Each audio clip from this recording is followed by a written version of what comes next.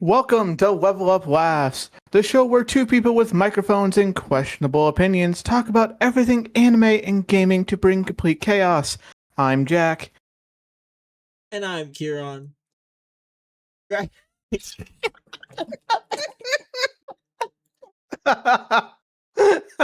You forgot. I did forget. Dude, my brain went so blank as soon as I started talking. Oh my god. Hey, it's okay. I didn't have the line up. I had to quickly grab my notes again. I was like, shit. Where's my line? Oh, that's what's so sad is I was looking right at my line and I was just like, wait, what am I? Oh my god. I'm Kieran. Grab a drink, lower your expectations, and let's get into it. Great intro. I'm so happy we started doing these raw. Oh, these are great. I'm so happy we're doing this raw straight into it now. No second take. It's great. Please fuck Yeah. up.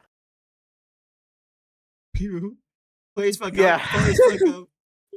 Yeah, we fuck up.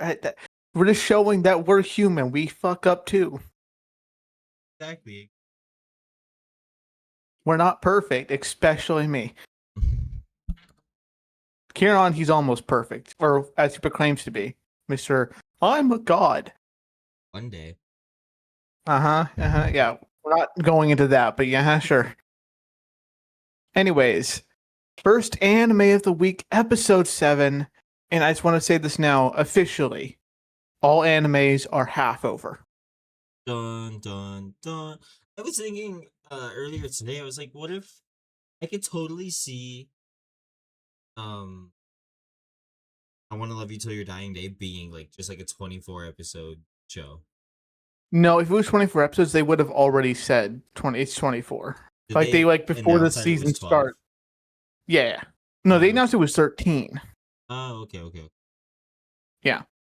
And also, Keon, there's not enough manga for 24 episodes. Yikes. There's like 30 something chapters. There's not enough. Yikes. Yeah, we're probably going to be almost caught up with the manga after the season of Dying Day. Which means if we ever get a season 2, it ain't going to be anytime soon. So yeah, if you want to know more about Dying Days after this season, you gotta read the manga. Womp womp. But we'll get to Dying Days in a second, and yeah, we'll get to Dying Days in a second.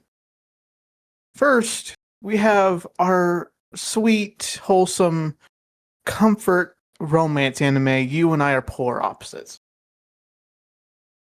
And pretty solid episode.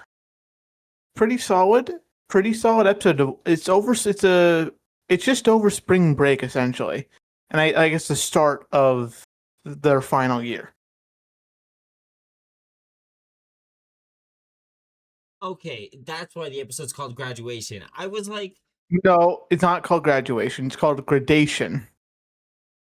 oh, that You makes can look. even more sense. I don't know what that means, but I was like, why the fuck is it? I was thinking that so much. I was like, why is the episode called Graduation? Like, nobody graduated. Nope. What are they yapping about? I was so confused. Hey, My days.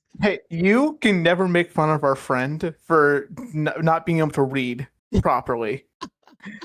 Since you got graduation when there's not even a U in gradation. It's basically the same thing. I admit it's close, but there's not even a U. Or a G. Okay, true. Fair enough. Also, gradation means for things to change, essentially. Like changing times.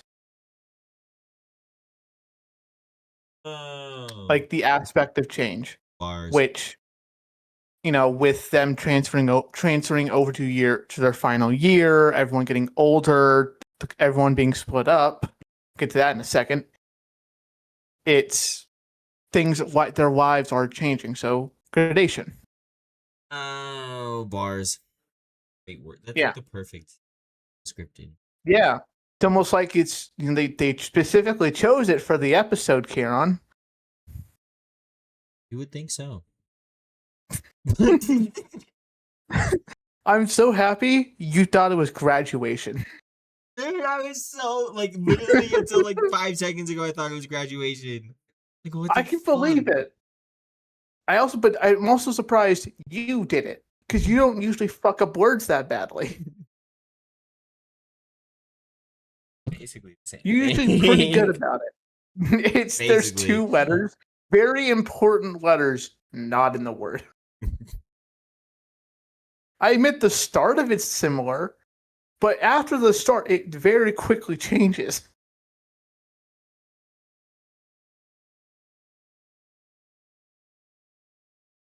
Yeah.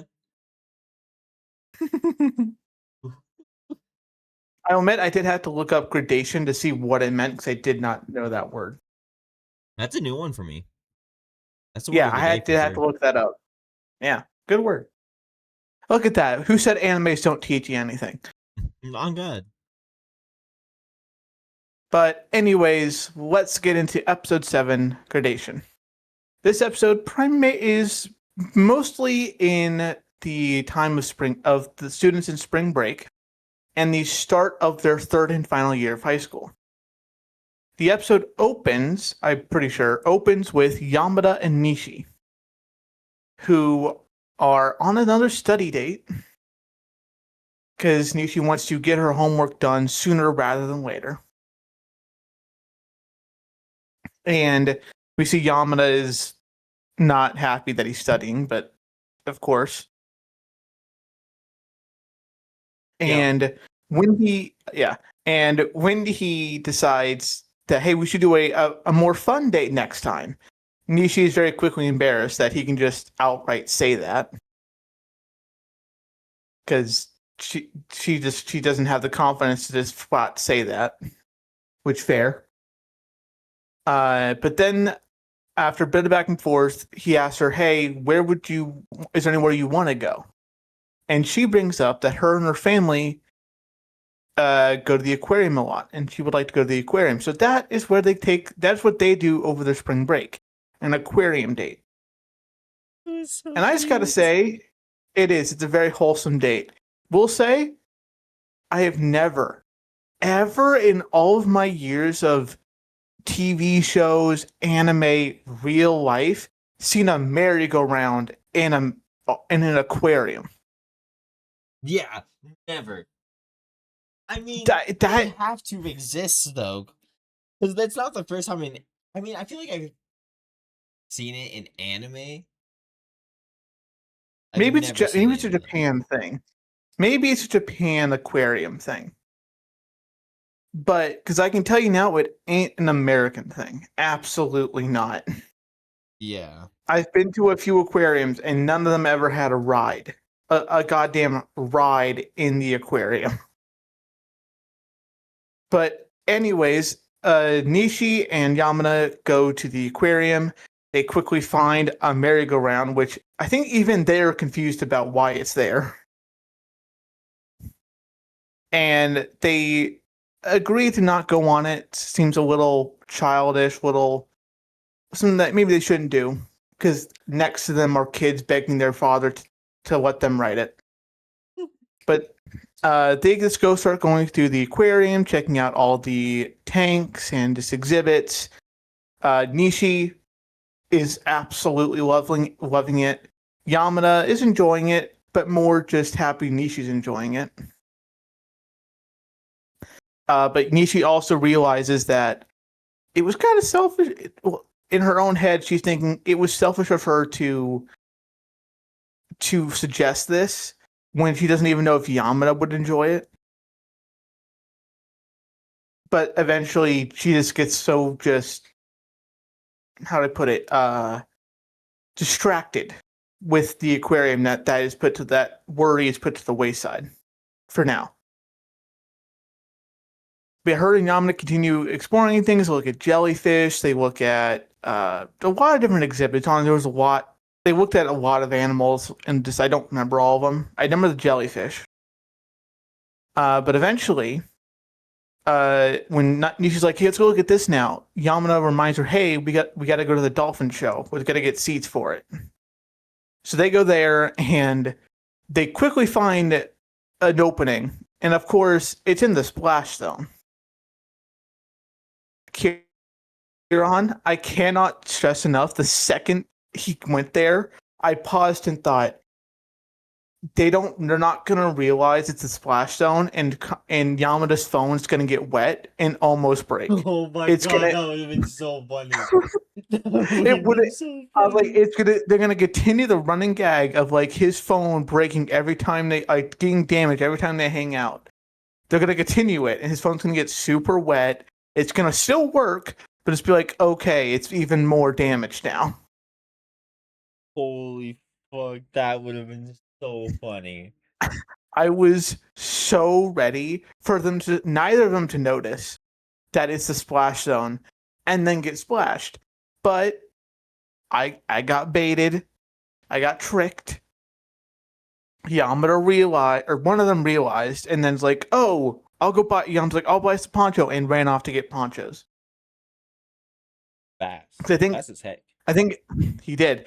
And I think actually it was the attendee, like an employee who's like, "Hey guys, it's the splash zone. Be careful. You are going to get wet." So he goes off to get ponchos for him and Nishi. They do get a little wet, but honestly, they didn't look like they got splashed that much. I've also that dolphin. What color would you say that dolphin was?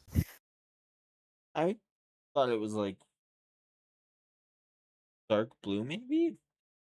I thought it was black. I also, I was kind of leaning more maybe black, but then my brain started to be like that one.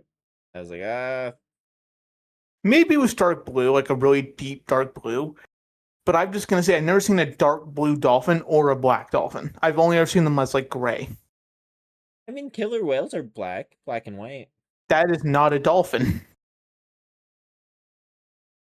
Touche. That's not a dolphin. It's a killer whale. It's just not a dolphin. Brother. Touche. Different animal. What do you mean? I mean, okay, wait. To be fair, there's such thing as pink dolphins. I've seen pictures of those. I mean that's fair. Again, though, that's not black or dark blue. I mean, like I'm not saying like it's like it's not that kind of dolphin doesn't exist. All I'm saying is I've never seen a dolphin of that color. Fair enough. Like I've only ever really seen them like gray for the most part, and like pink occasionally. But anyways, just something I noticed: Mr. Whales and dolphins are the same. Anyways, continue. Whale, you know. It's called the Dolphin Show. Yamada specifically says, "Hey, we gotta get tickets for the Dolphin Show still because it's happening soon." He says dolphin. Motherfucker. Didn't you watch all of these episodes today? I watched Polar Opposites yesterday. Oh, okay. Still. Anyways, after that, they continue their date and they continue having fun. They keep going to the aquarium. And then towards the end of the date, Yamada asks, "Hey, is there anything you wanted to look at again?" And she says she wants to go back to the start and look at stuff again. They go back. They see, I think it's a crab in a small little exhibit. I think it's a crab at least. They look at that. They have more fun. They take a picture, I'm pretty sure, because Nishi brought like a real proper, really nice camera with her.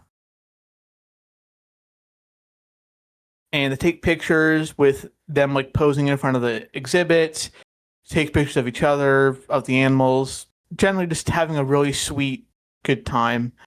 And then I don't think Nishi asks if Yamada wants to do anything as well, or maybe she does. Yeah, she did. Yeah, so Nishi asks if there's one thing he wanted to do, and he says there's something he actually wanted to do and he regrets not doing it, and it's the merry-go-round, which him and Nishi both ride and have a great time together. Which are these things that like they actually missed that they wanted to do, or are these excuses to stay there and hang out there longer together? Well, I mean, it's probably partially that, but also I think, well, even Nishi's thing wasn't even like, oh, we didn't do this. She just wanted to see them again.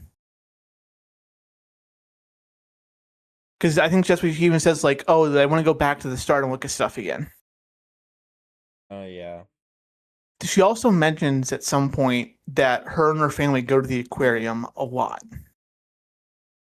Like they have like a year, like a family pass, like a multi-family year pass. I thought that she said that she hadn't been there in a while. I think maybe it was they used to have one, and it's been a couple of years since they've done it. Because she definitely said that like her family used to do this a lot. Yeah. Or that her family's gone a lot. But yeah, maybe it's been a couple of years. But yes, then they go on the merry-go-round. They have bunch of fun, which I think is cool because I think Nishi would have not gone on that merry-go-round at all. Whether it be because she doesn't want to do it, or maybe because she thinks it'd be embarrassing to go on it since she's a teenager. But because Yamada was there and he wanted to do it, and he just doesn't care about it, what people think. That helped Nishi like not think about it.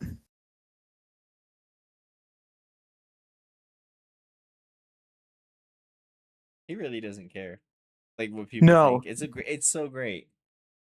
That's honestly one of the greatest things. Like you as a person can have, like a trait you can have, is just not caring what other people's opinion of you. Because truly, random people's opinions about you do not matter. True. Like totally, like the only people's opinions you should care about are the people you care about.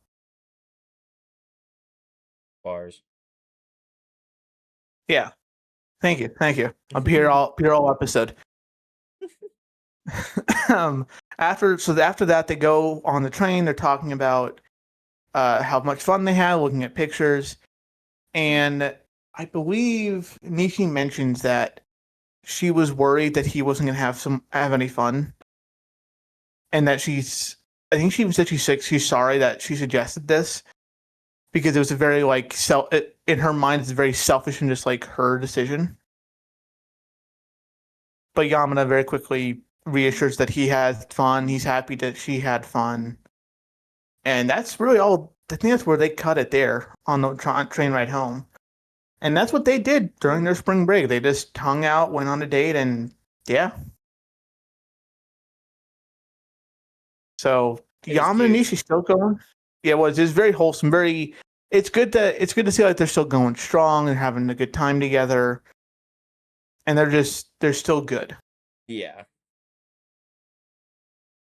But then we switch over to Tani and Suzuki. And during spring break, Suzuki's birthday happens. And she turns 17. So we cut to them, and we cut to the night of her birthday, and we see Tani returning the favor. Returning the favor that Suzuki gave him when she called him on the night of his birthday, like midnight, as soon as it became his birthday. We see Tani do the same thing.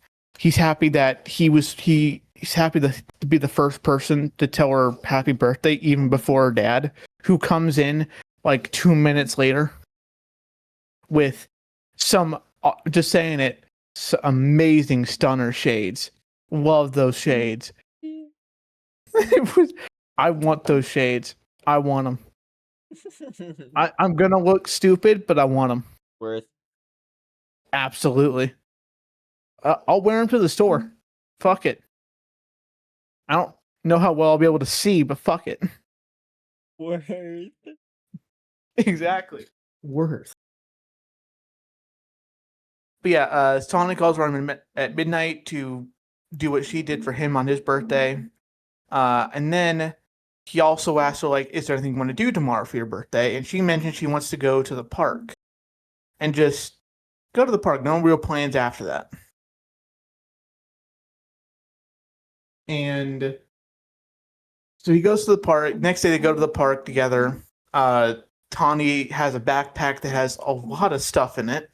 And Suzuki notices. She's like, I wonder if all that stuff's a gift for me. Which then she feels bad about because she doesn't want to be begging for gifts.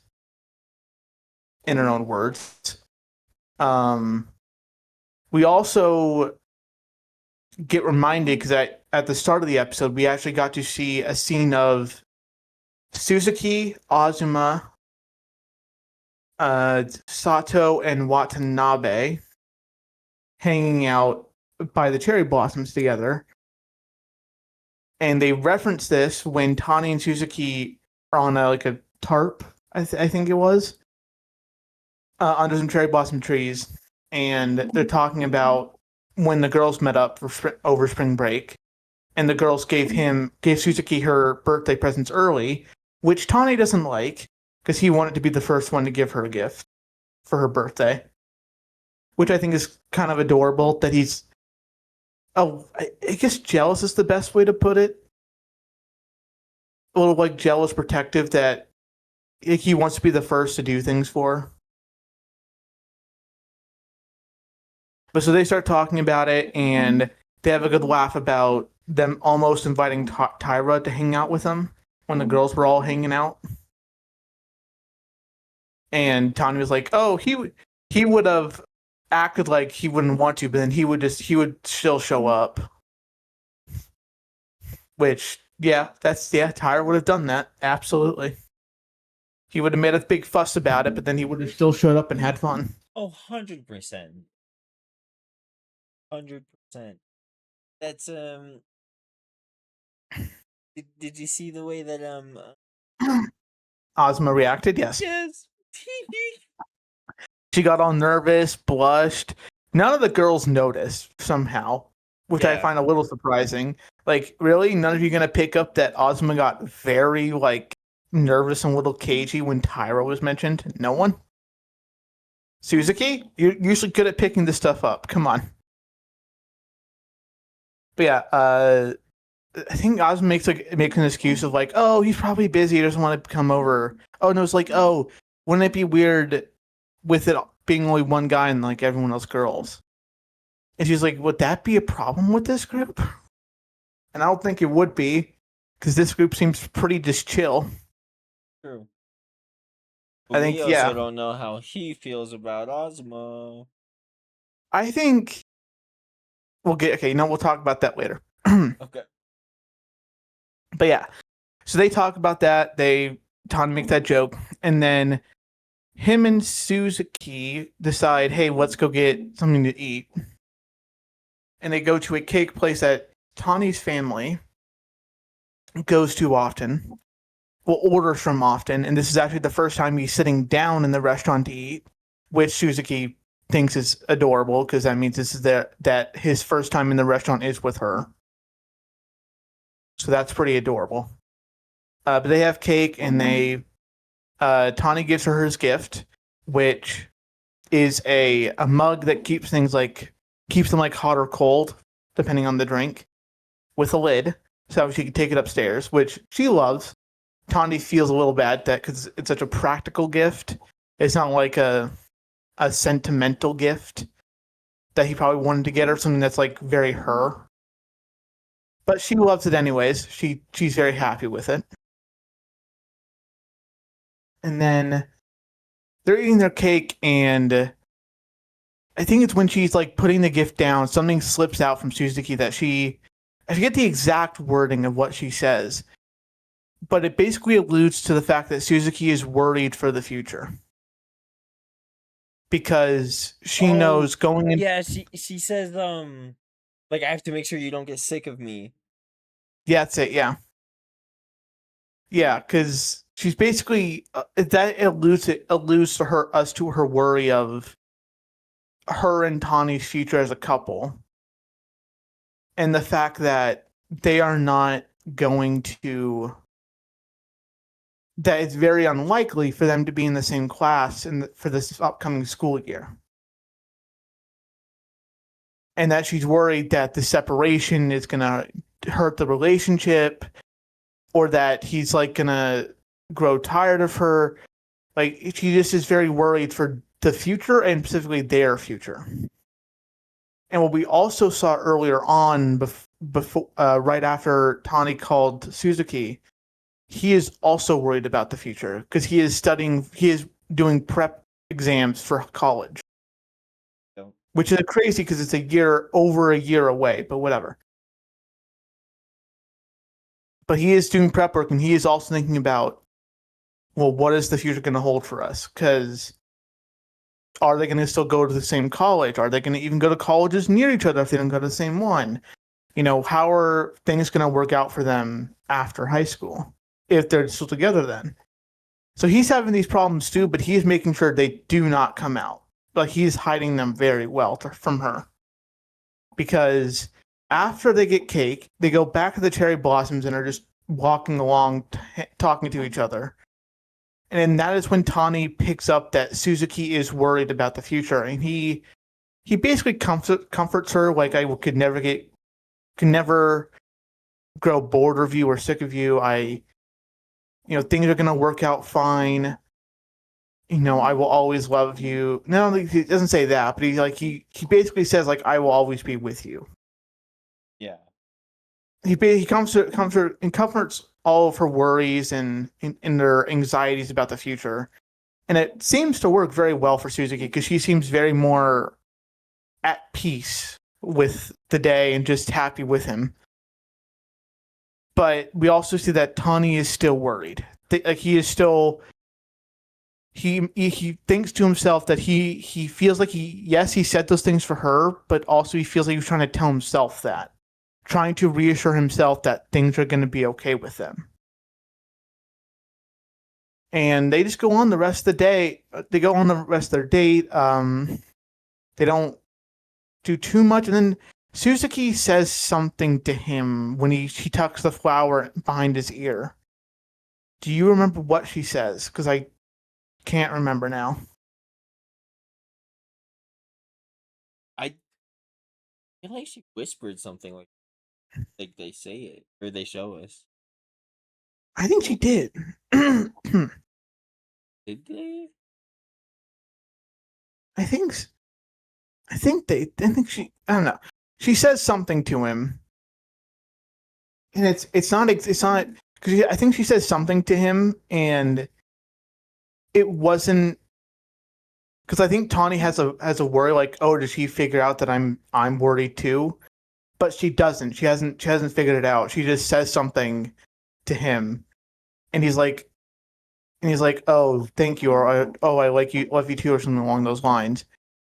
And then she slips the flower into his hair, and they just continue their date. I wish I remembered, but I just can't.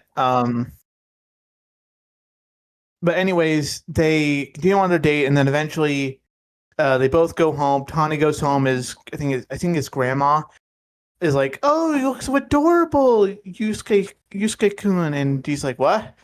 What do you mean?" Because he hasn't even noticed the flower behind his ear. And then after, yeah, it was good. And then after that, we go to Ozma. Not Ozma and Tyra, just Ozma. Which I think is a point, a great big point there. Because we do not really get to see Tyra's inner thoughts this episode. We only really get to see Ozma's. True. But yeah, so we go into Ozma with her leaving work, getting on her bike, when she gets a call from Yamada, of all people, very out of the blue. And he basically says, hey, me and Tyra are hanging out at this family restaurant. Want to come by? She gets a little nervous that Tyra's there. Or, yeah, doesn't even Yamada say anything, or is it that she hears Tyra over the phone? It's like telling Yamada something. She hears him over the phone. That's it, yeah. So, yeah, Yam's asking for her to come by for to this family dinner, this family like restaurant place. Tyra's like, oh, you can't just ask her out of the blue like that. But eventually, Ozma just agrees, and she heads over, and we find out Tyra and Yamada are coming from karaoke. And I think because he mentions like, oh, sorry about the smell. I know it smelled like ramen. I just since I got off work. And Yam's like, oh, we probably smell like karaoke. Because they just got from karaoke, and then Ozma makes the joke to Tyra about, oh, did you sing? Can I see the video of you singing? And it's just teasing him about like him singing and like if there's a video. And I gotta say that whole back and forth between them, it really felt like I felt like there was something there. I feel like it was more than just like one friend poking fun at another friend. Yeah.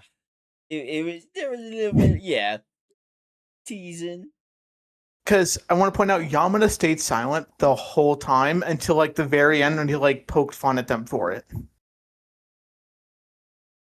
I didn't even notice. And he completely silent. He just watched them go back and forth.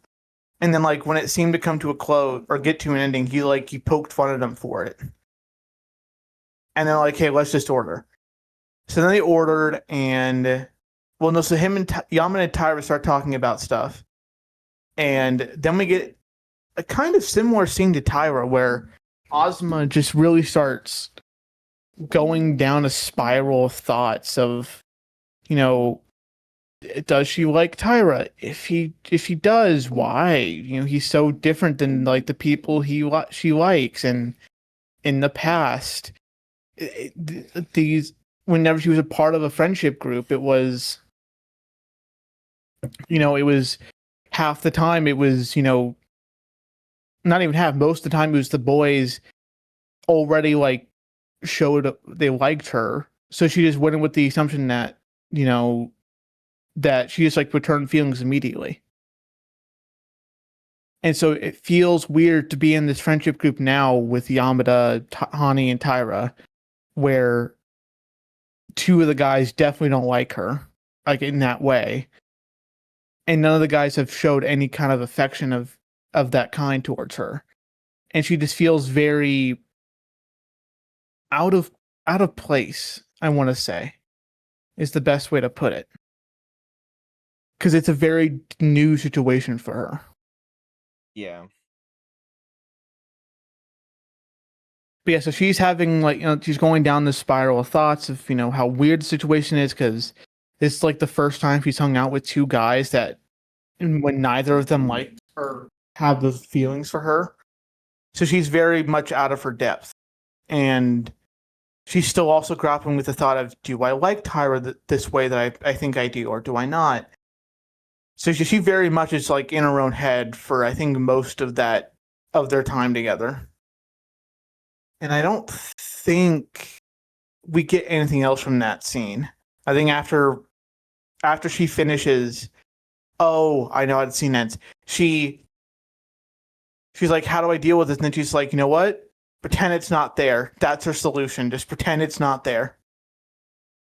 Just be ignorant of it. Yeah. Oh my god, the entire thought process of, okay, I need to think harder about this. 5 seconds later, okay, we're not gonna I give up. The no little one- caption, instantly contradictory. That was so funny. Like, fuck it. You know what? Don't care. Don't think about it. And then that's it. She's gonna go with that. That was so that's so fucking relatable. I don't even care. That is very, just like you get into your head like, I gotta figure this out, and you're like, fuck, I'm tired. Fuck it. I don't give a shit. Not gonna think about it. Deal with it later. But with that is spring break. That is the end of spring break, and we move on to their third and final year of high school, where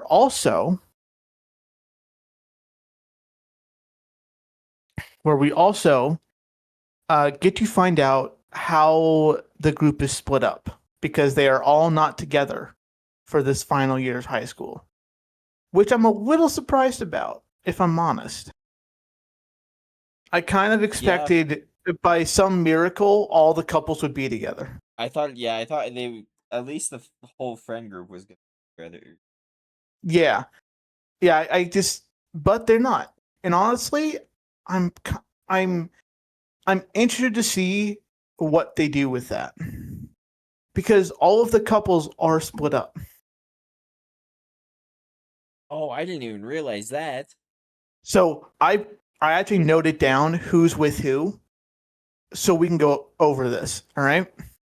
So, we come back to Suzuki, Watanabe, Azuma, and Sato arriving at school, and with Suzuki's eagle eyes, she catches who's with who from afar away because everyone's crowding around the papers with who's in which class. Yeah. And first group is Suzuki is with Watanabe, Yamada, and Kawasaki. Kawasaki being Azuma's friend from the other class that we've seen very briefly in older episodes. Yes. Super tall one. Yes. We even get a scene later on of those two first meeting together and be like, oh, I've heard a lot about you from Azuma. Oh, I've heard a lot about you from Azuma. Cool to meet you. High five. And we get the caption of like, they've never interacted before.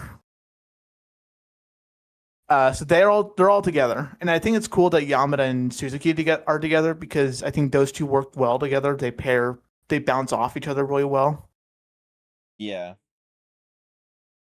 And then for the next group, we have Tani, Taira, Nishi, and Honda are together. So Nishi and Honda get to stay together for another year. Tani and Nishi actually get to share a class together. And Tani and Taira are staying together. Which is interesting. I think we're going to see Tani, complete theory, I think we're going to see Tani help Taira figure out his emotions for Ozma later. Complete guess. Wait, what? Like, Tani and Taira are in a class together for the final year. I think later on, when Taira eventually realizes he has feelings for Ozma, because let's be honest with each other, it's probably going to happen at some point. Oh, yes. I think Tani's going to be the one to help Taira figure that out.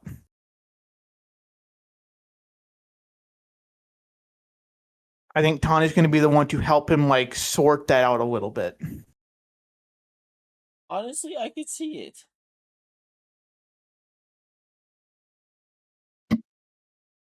I could definitely see it. And it would be like him having a logical discussion and him talking about how Suzuki makes him feel, being like, oh, yes, if she makes you feel like this, this, and this, go for it.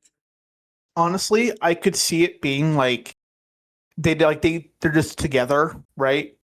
And then they decide they just share with each other like Tyra's like, hey, I like Ozma, but I don't know how to deal with this. She's like my closest friend. I don't know how do I deal with this thing between us? And then Tanya's like, well, hey, I'm worried about the future with Suzuki. And they just help each other manage their worries and their problems.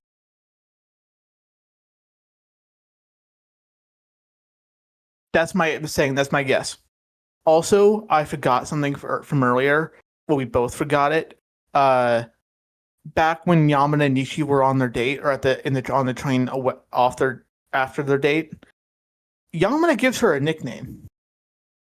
Oh, yes. Nachan.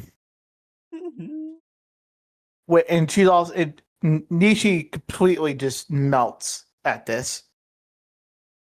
Like it's like she just completely just melts.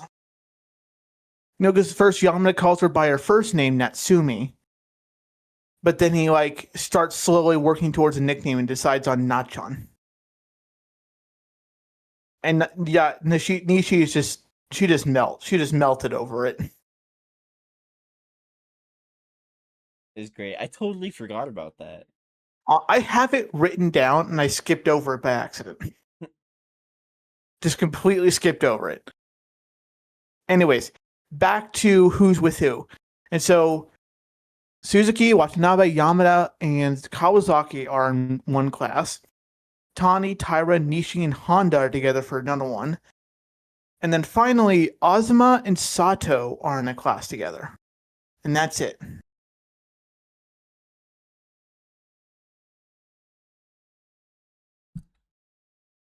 Yeah. So it's a pretty split up. It's interesting that all the couples were split up from each other. They are, yeah. That's absolute. I feel like that's on purpose, if I'm being honest. It's definitely going to create some conflict. Yeah, which is going to be weird considering this anime has had very few conflicts. Yep. Across the season and a half we've watched, there have been so few times that there has been any conflict or tension in the in the story. There's been maybe 3 times I can think of, 3 episodes total that have had something in them.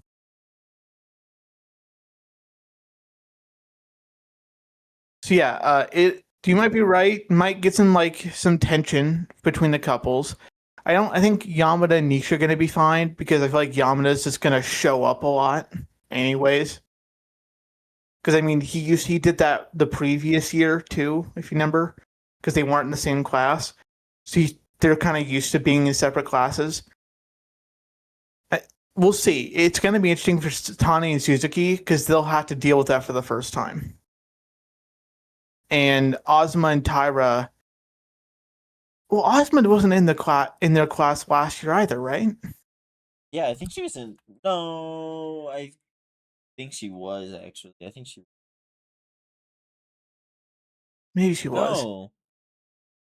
No, I think she was there and then just had other classes with other people. That might be it. Okay, yeah. So yeah, because I think Ozma, because when she realizes her and Taira aren't together, because she races forward to see where people are, and she realizes her and Taira aren't together. You can tell she's actually a little depressed about it. Yeah. It worries her that they're not going to be together. Which we actually see later on after school when she's on her way home and she went by herself and he's like, "Oh, I didn't want to wait for him. It felt weird too. We're not in the same class." And she's just very down on herself and she's just walking home slowly. And we actually see Taira walk kind of up to her, look at her, and then walk past. And then Ozma realizes that he's done this, wait a minute, asshole, wait, get back here. And she speed walks to catch up with him. And then they go back and forth about, why'd you pass me, not say anything? Oh, you were walking slow, I didn't want to bother you. And so they decide to walk home together like they usually do. And then they definitely, on the train ride, they talk about something, and I just don't remember what they talk about. Or am I misremembering? They don't talk about anything on the train, right? I think it.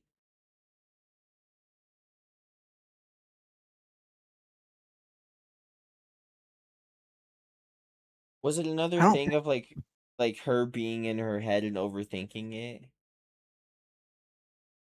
Yes, it was. Because she is thinking, I forget exactly what she's thinking about, because all I remember from that scene is Taira wants to talk about, hey, I still have this badge from when we did this culture festival last year. How long should I keep it? And he looks over and she's very just depressed, looking down, kind of looks angry. And he's like, okay, won't talk to you. I don't remember what she was thinking about, though. I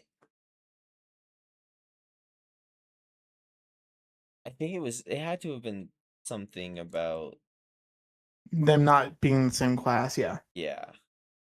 Yeah, because it was oh man, we're not going to see each other as often. What are we going to do? That kind of thinking. Yeah. And it's also just it's probably also some of her thoughts about, oh, why do I like him? He's not the usual kind of person I like. it's her just continuing that back and forth in her head about why do I like him? He's not like the kind of person I usually like, but I do like him maybe. But anyways, they get off the train and then they're about to go their separate ways when Ozma stops him. Yeah. And Ozma basically tells him like, or asks him like, "Hey, are we still gonna like do this go home together every day?" And he just like, we weren't. I figured we were gonna do that anyway. And they have a very bad, like, embarrassed interactions. Like Tyra's like, "Oh God, I didn't mean to assume," and Ozma's like, "No, yeah, we're gonna, yeah, I'll see you tomorrow." And then they go their separate ways, and the animated's a cool thing that they don't show us Ozma's face after they separate. Like we only see like the top of her head, really. And we actually don't see her face at all in the last like 10 seconds. She like skips. Then I was getting to that. Like we don't see her face, but then as she starts walking away, it's like it's her normal walk until all of a sudden she's like slowly starts to skip home. And yeah, it's like it's very clear. Oh my, she is ecstatic that they're gonna keep going home together and keep having this time together. And I also definitely think part of her is even more ecstatic that he assumed they were going to keep doing this. For Tyra, that's kind of a big deal. The fact that he just blindly assumed that they were going to continue this tradition of them walking home together. True. Because, for Tyra, the guy who is like extremely self-conscious, doesn't want to, assume other people's feelings and is just scared of what people think, for him to be like, oh yeah, of course she's going to want to walk home with me every day or most days after school, even though we're in separate classes, it's a new year. Like for him to think that, I think shows a big step in what he frames as their like friendship. Yeah. W Tyra. Yeah. That. Well, at least with Ozma. At least with Ozma, his self-esteem with her has improved. Which is honestly fair, because she has been his like number one supporter for a long time. Even though he did not realize it until very recently. But yeah, that is how we end the episode, with Ozma skipping home out of pure joy. So yeah, I think great episode. It was very cool to get Ozma's side of things more, because I feel like we've definitely gotten Tyra's side, but we haven't gotten Ozma's side until recently. Yeah. I got a little bit of last episode, but we definitely got it a lot this episode. Yeah. So that was great. And I hope we get an episode where we can get both of their perspectives in the same episode. That'll be the confession episode. I don't know if that'll be the confession episode. I think that'll be the episode where the idea solidifies it in Ozma's head, and that's where the episode where Tanya's gonna be like, wait a minute, do I like her? And then we'll have to him deal with like, oh, I do like her. Fuck, how do I deal with this?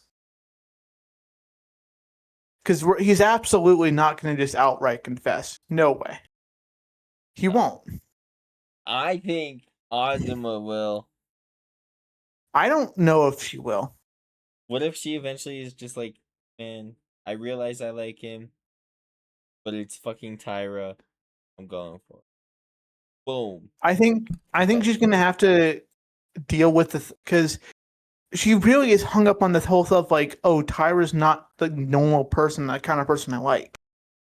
He's very different. Like, she is very hung up on that. So I think she needs to coincide and just like settle that before she can. And even then, she has to deal with the fact that Tyra's like her closest friend. You're absolutely gonna have her come across the thought of, what if us getting together as a couple ruins that friendship if it doesn't work out? Or like, what if he doesn't feel the same way and I just ruin this friendship we have? Yeah. Because he's absolutely her best friend. Yeah. See, Maybe not best friend, but he's like one of her closest friends.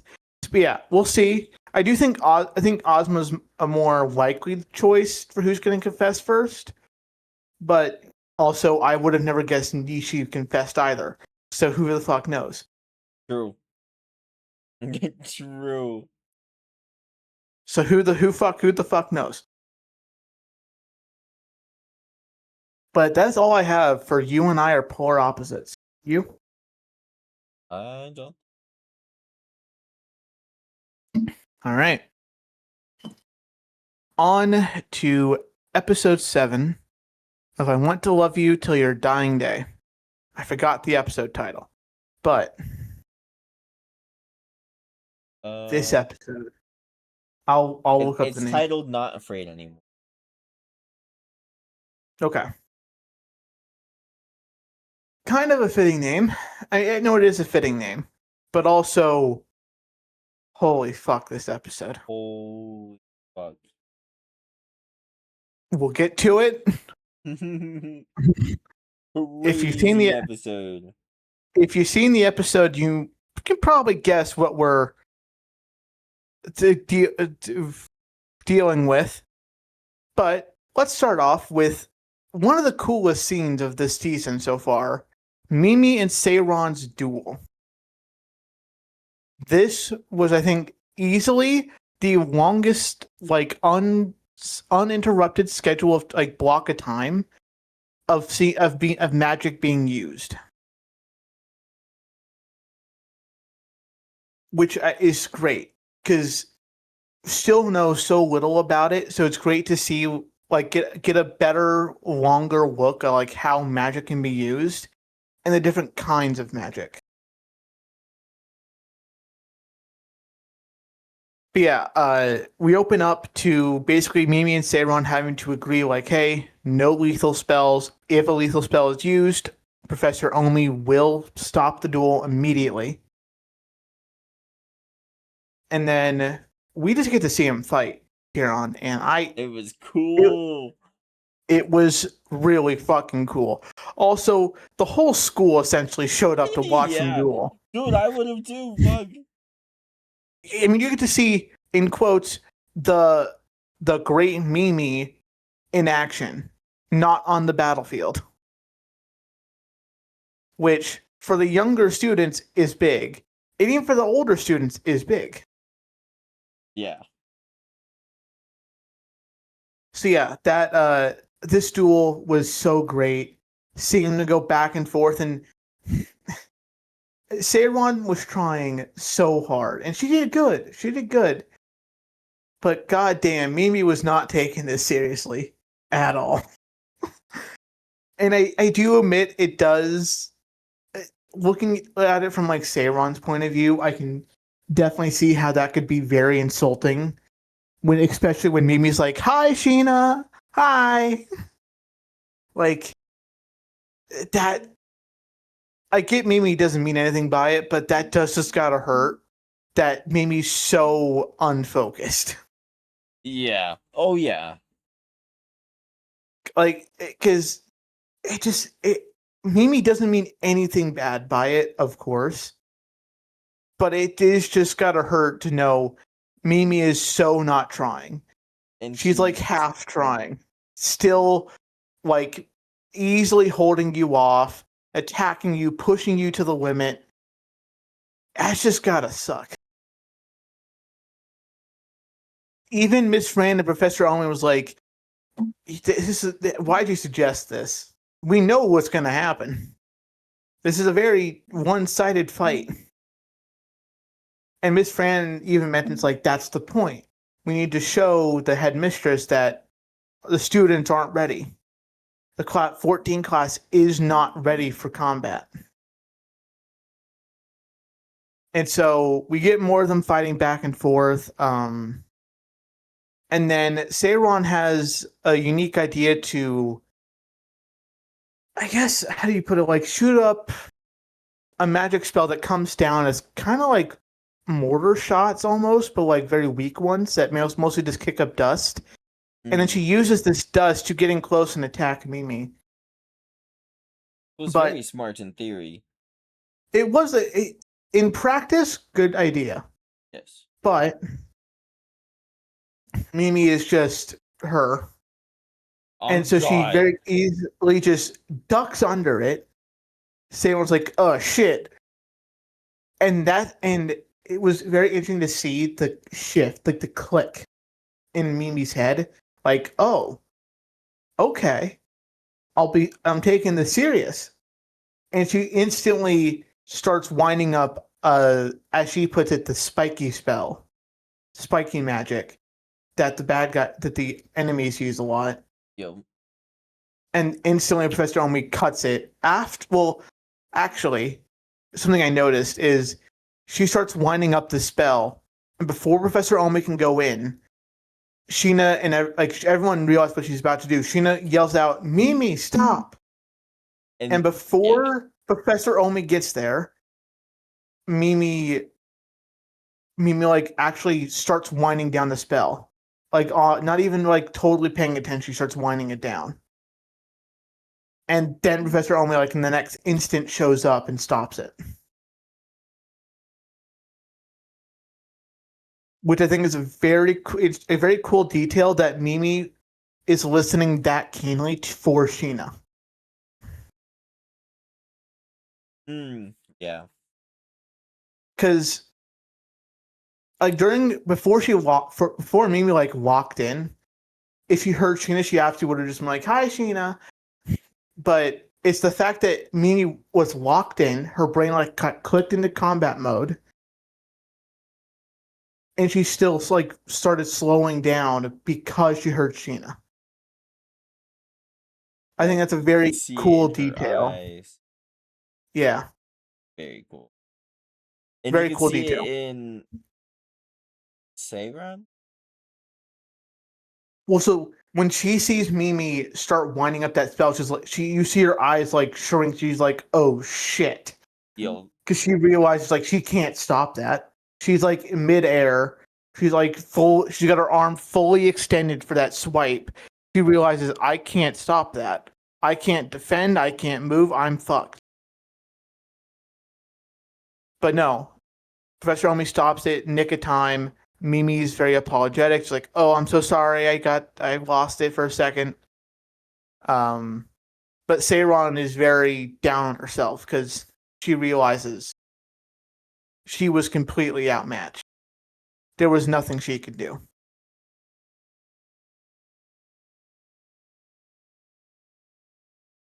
Nope.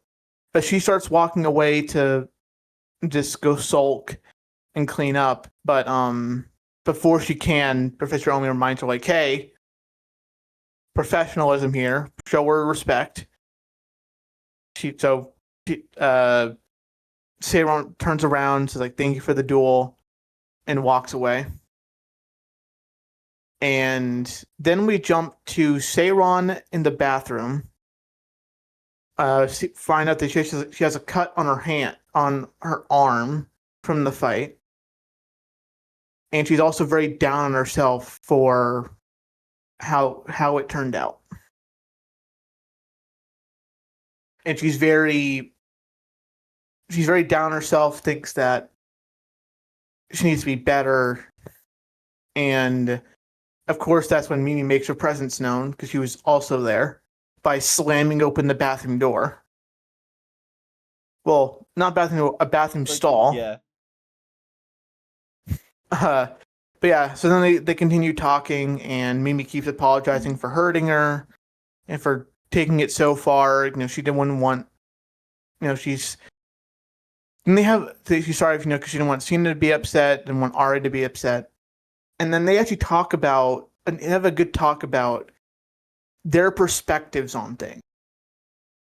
And Mimi really talks about how she kind of shares Sheena's perspective on oh, she doesn't want Mimi to come back hurt, doesn't want people to get hurt, and then Seiron points out that no, she it's fine if she gets hurt. It just she's okay with that.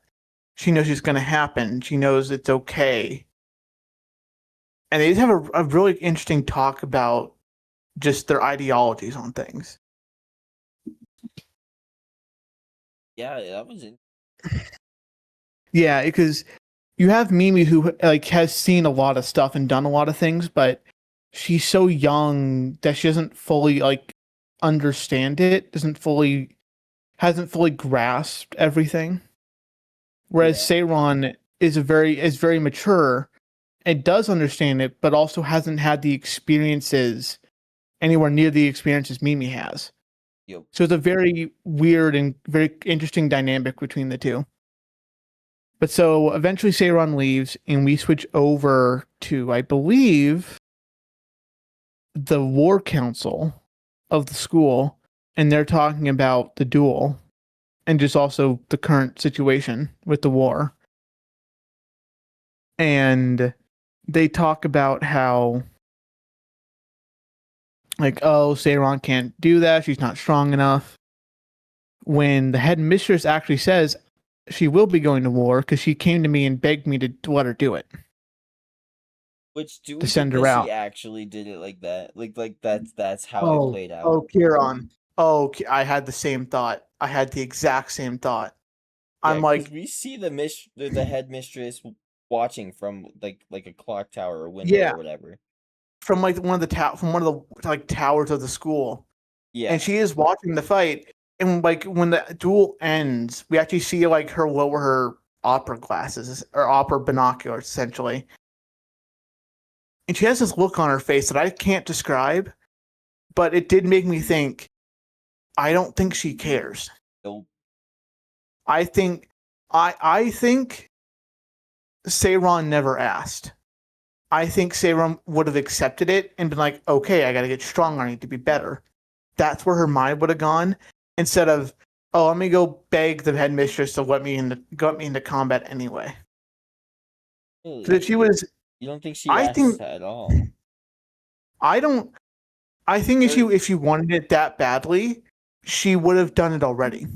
True, that is true. I thought it was more of a thing of like the headmistress went to her and was like, "Hey, I want you to go out to combat, or I want you to go to war."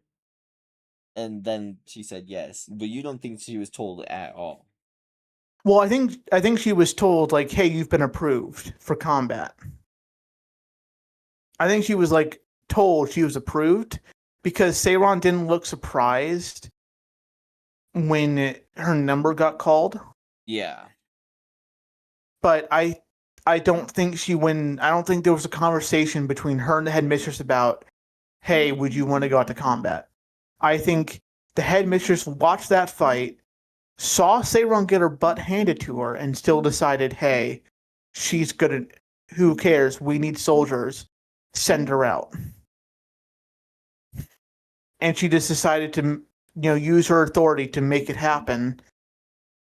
And then told the teachers, told those people, hey, she came to me and asked about it.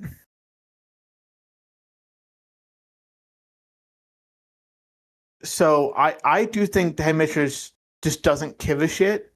She's more worried about the war as a whole rather than the students. Yeah. And I think she absolutely. It is, but also, I'm not totally surprised. We do need someone at the school to be against them. True. True. Fuck that mistress. They're just kids. Yeah. Well, I mean, they're all kids. The 17-year-olds are still kids. They're all kids. And they're still being sent. Yeah. Which, by the way, still crazy that this school takes in kids at age 10 at the minimum, at the youngest, and raises them for war, essentially. Literally, over two. What did she say in that? Like over 200 students or something. I forget what she says. A shit ton of students. Yeah. Like more students than there should be going to. Yeah. But Again, yeah, ideally though, that number should be zero or that zero. Zero kids Yes. should be going to war.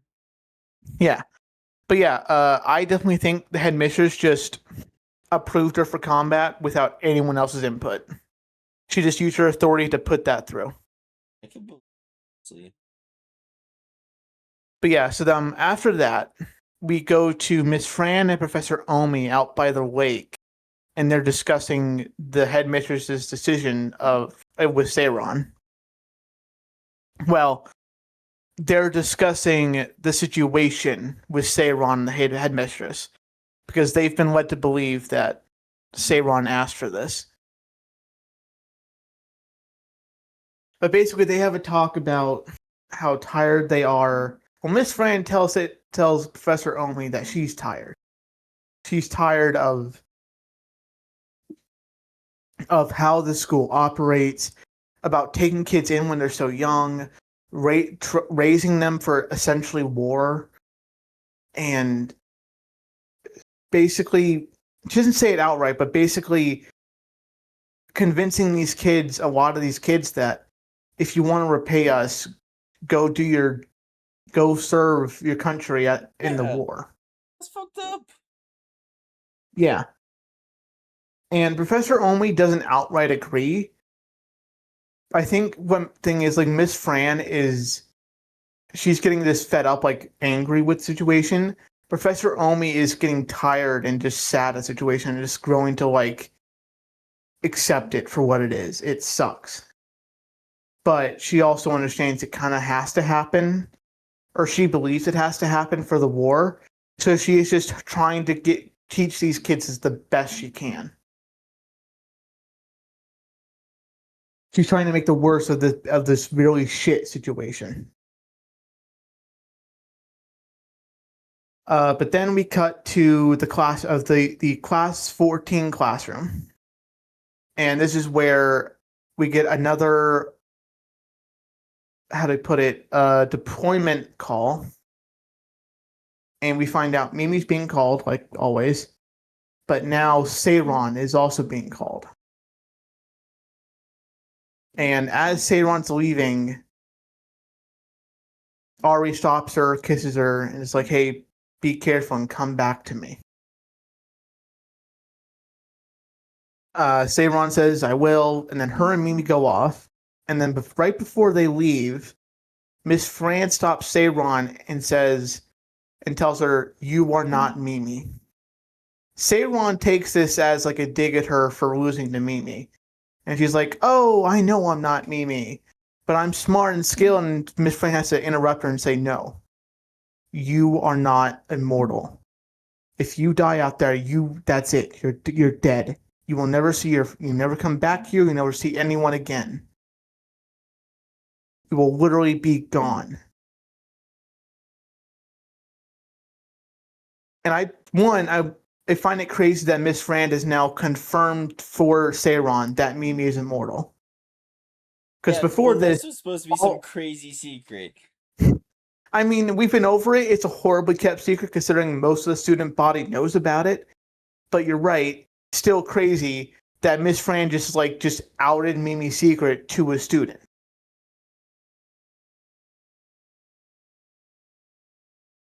Admittedly, thinking about it, it might make sense when you think about it as if something were to happen to Mimi out in the field, and Seiron was nearby when it happened, she would see like Mimi still like twitch and move in a sense. Because we'll get to it in a second because something I want to talk about later. But basically Mimi and Seiron, they go out, they come back, and we find out that Seiron killed someone. She had to take a life. Because they get back and Seiron's putting on a brave face for Ari and Sheena and Mimi. Mimi is just hungry because she's used to this. But then Seiron tells them she wants to go. She's gonna go back to her room. She's tired. Ari follows, and she basically just breaks down with Ari, and commits that she had to kill someone, and that she knew she'd have to, but it's just different that she did. It's just so different.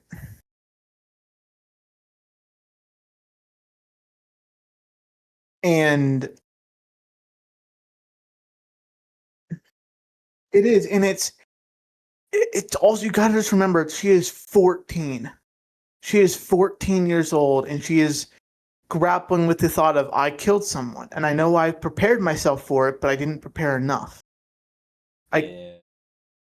So she breaks down, and her and Ari just spend the night curled up together, just trying to get through this.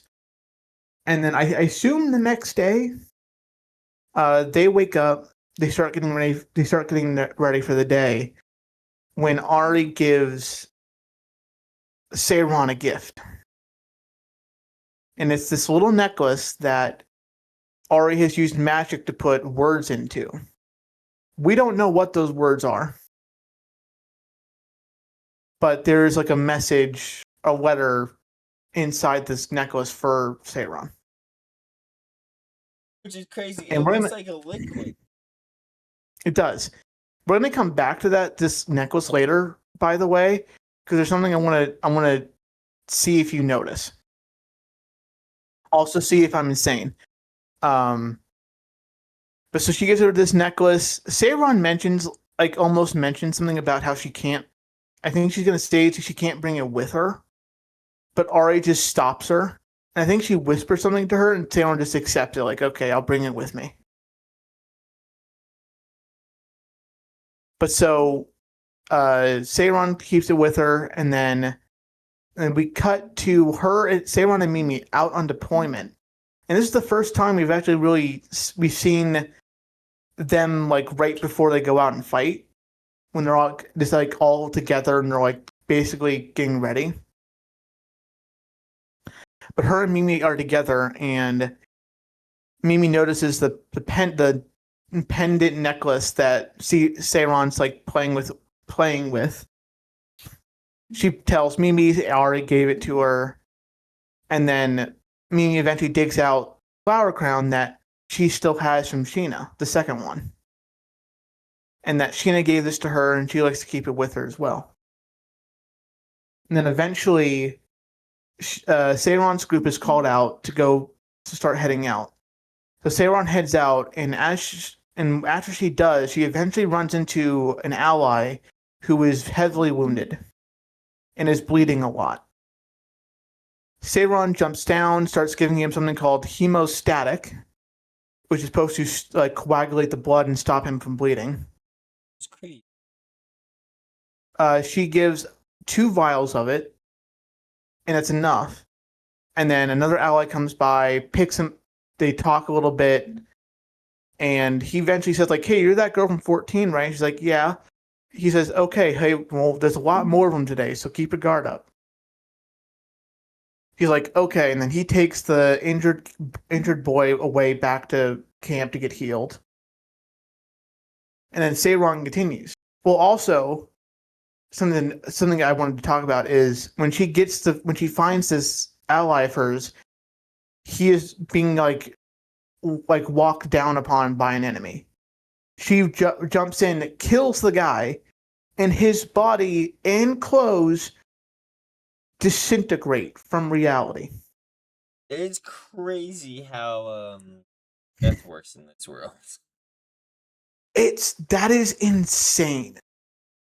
That, because throughout the whole episode, they kept leaving like little hints, like, oh, they come back and we have nothing to bury, and oh, there's this, there's not even bones left.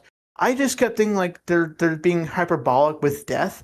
No, they mean they're being literal. Yeah. But we think that it's on purpose that they are disintegrating? Maybe it's like some kind of counter spell, like, oh man, They can't cuddle. They can't study our bodies. Disintegrate. No, because I don't think that would matter. I think it's a side effect of using magic to kill someone. Oh.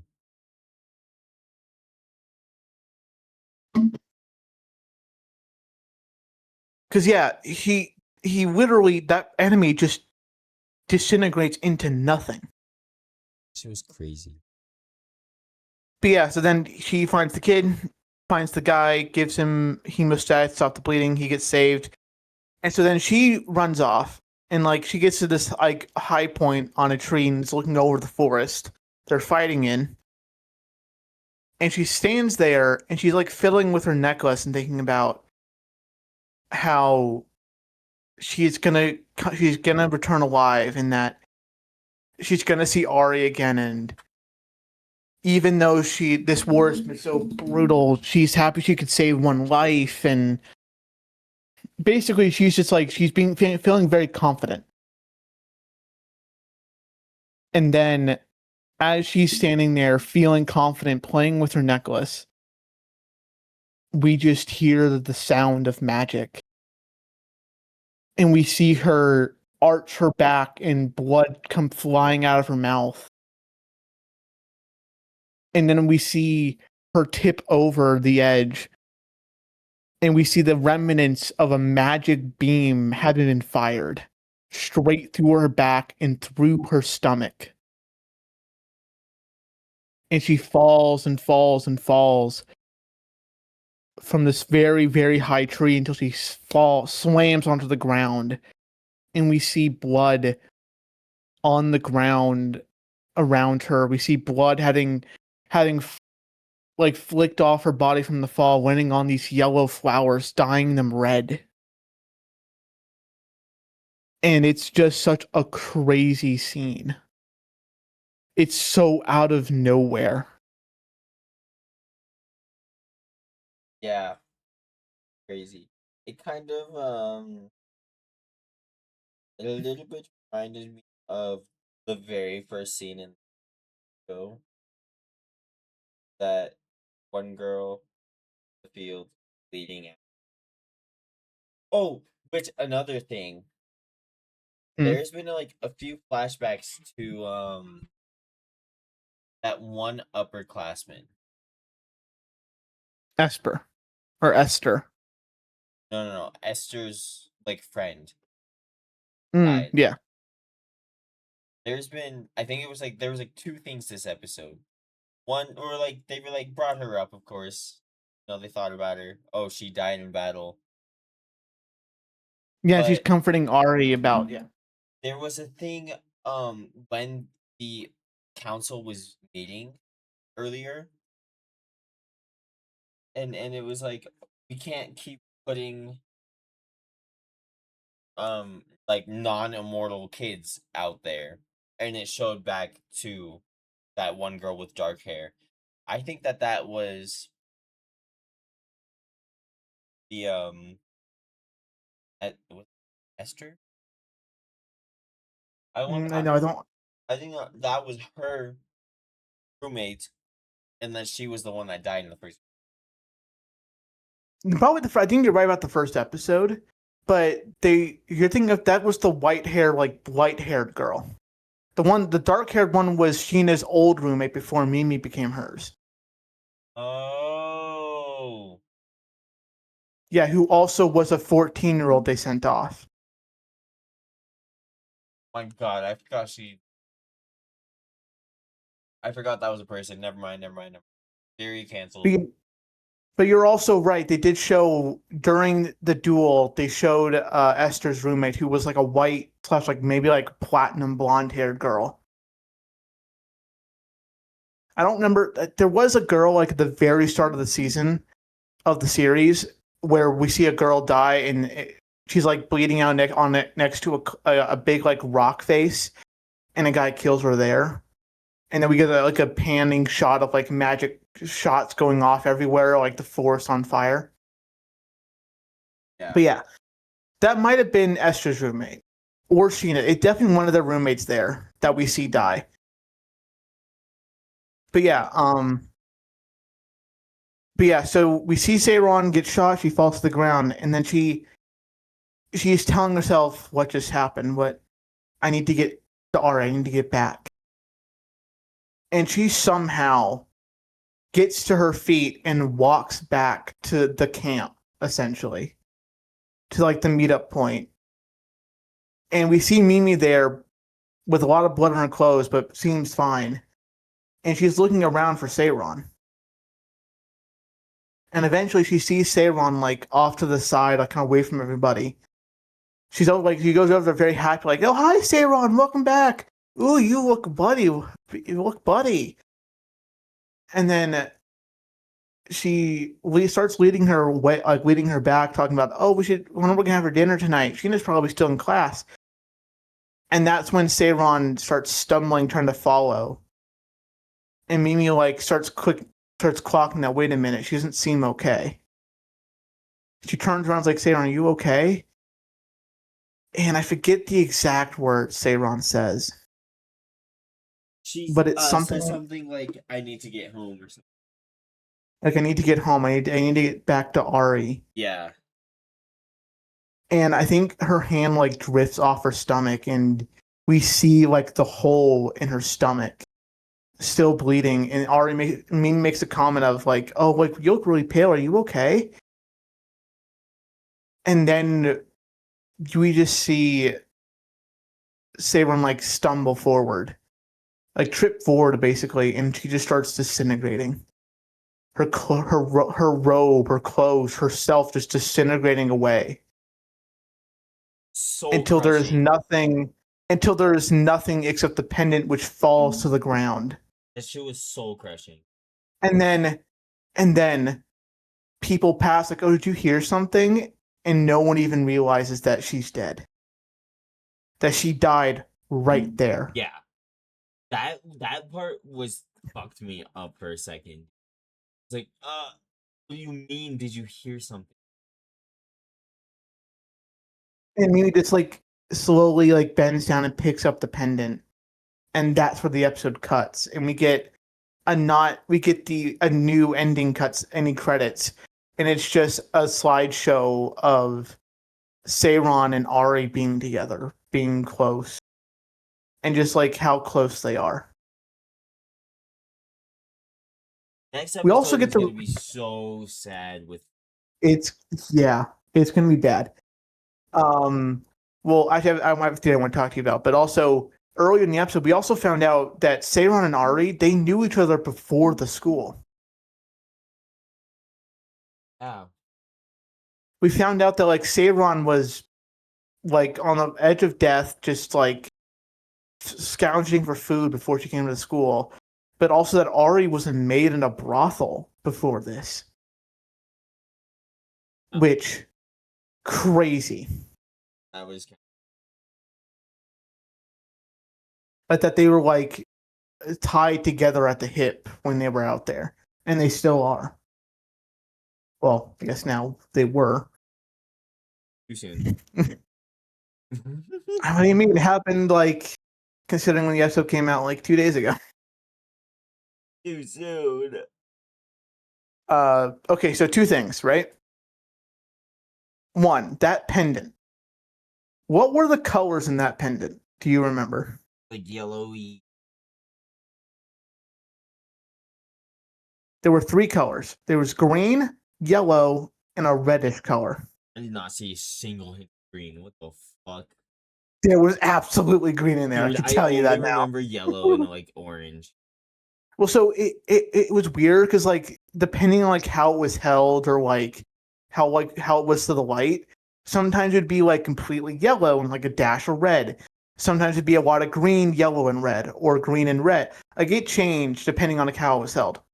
But basically, on the second watch, right, when she is first given it by Ari, there is a single scene, like a single like look at it, where the majority of it is green.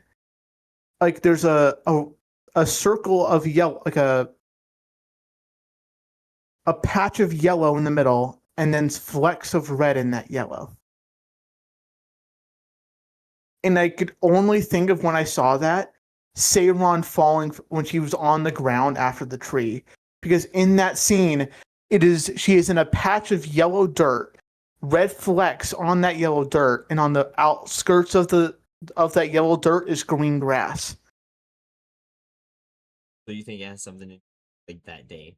I think it's just like a super niche detail that they threw in, like, you know, an Easter egg kind of thing to like allude to it. But I noticed that, and I'm like, either I'm going crazy or that is a crazy little detail they've added. Because it looks so similar. Like the colors line up perfectly. Interesting.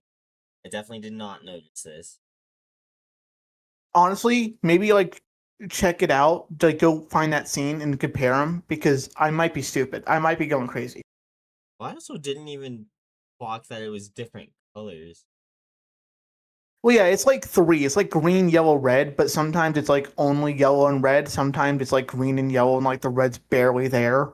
Like, depending on how it was held and like what the lighting was, it changed. So,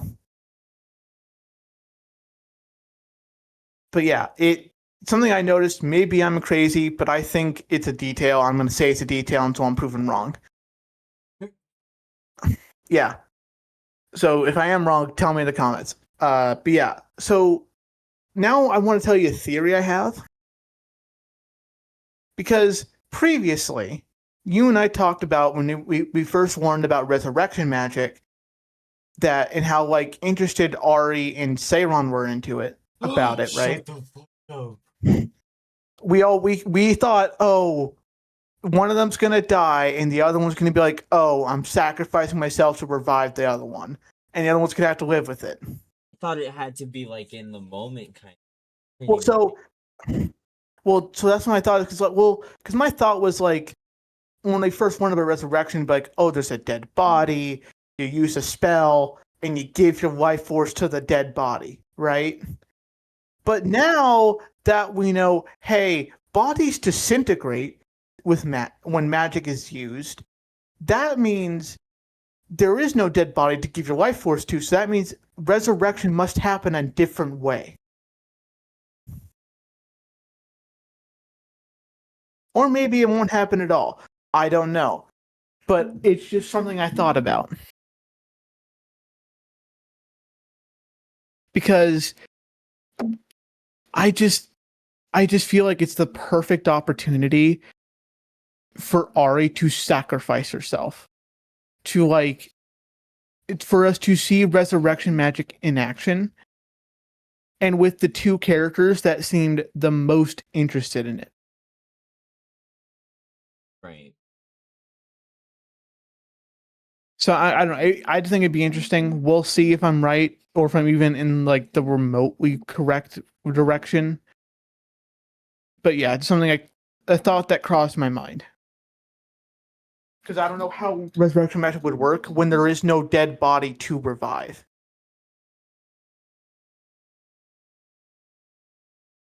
Which is still so fucking crazy that they literally disintegrate. Yeah.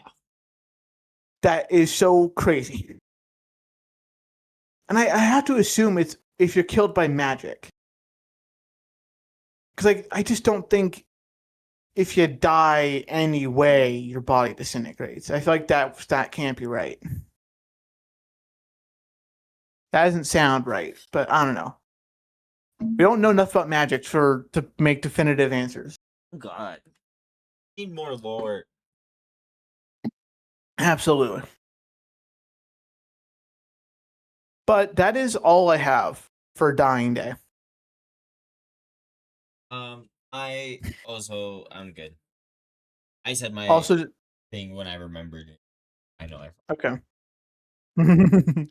Also, just want to say, Ari did love Seiron till her dying day. shut up. I was tearing up.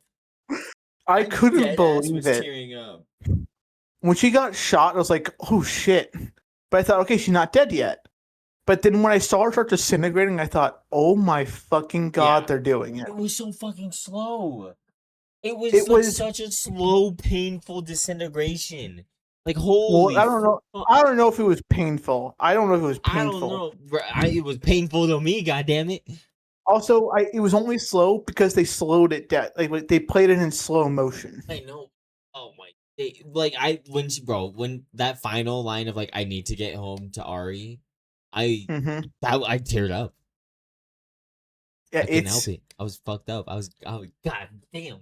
I couldn't believe I was like, I was so convinced that if either Savon or Ari were gonna die, it would be in the presence of the other one, not Yeah. when they're separate. Yeah, which is why I didn't even consider um the immortality thing because I thought that they had to still be in the same Well, place. But so yeah. my whole thought with the resurrection thing was that, oh, it's a dead body. If you have the dead body, you can just resuscitate the body. But the fact that there is no body kind of throws that all out the window. So I don't know. True. I can't tell you. So we'll see. We'll see next episode what the fuck happens, because it's gonna be bad. Wait a week. It's even less than a week because it's Tuesday it comes out. So, and I mean technically it's Friday as of when we're recording this. Okay, true. So I mean, not that long. Fair But enough. anyways, after that emotional dying days, we move on to our final episode of the week, Saga of Tanya the Evil, Season 2, Episode 7.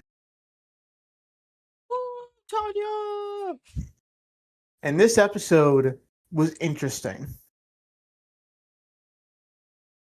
It was a very interesting episode. Also, the episode was called Purgatory. I do want to point out, I do like to look at like online notes, like other people's comments and stuff that they make on things. Fair. There has not been a lot for this episode talked about, which is kind of crazy. It was a crazy episode. I mean, not great. I mean, it was an interesting episode, and I think it was still worth. Well, you guys all remember that this episode came out Wednesday.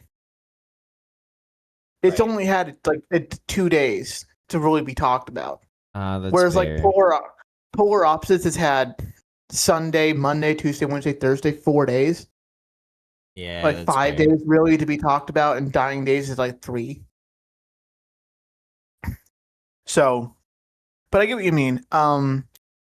Yeah, this episode was it was a very interesting episode because we get to go back to the capital, and we'll get to that.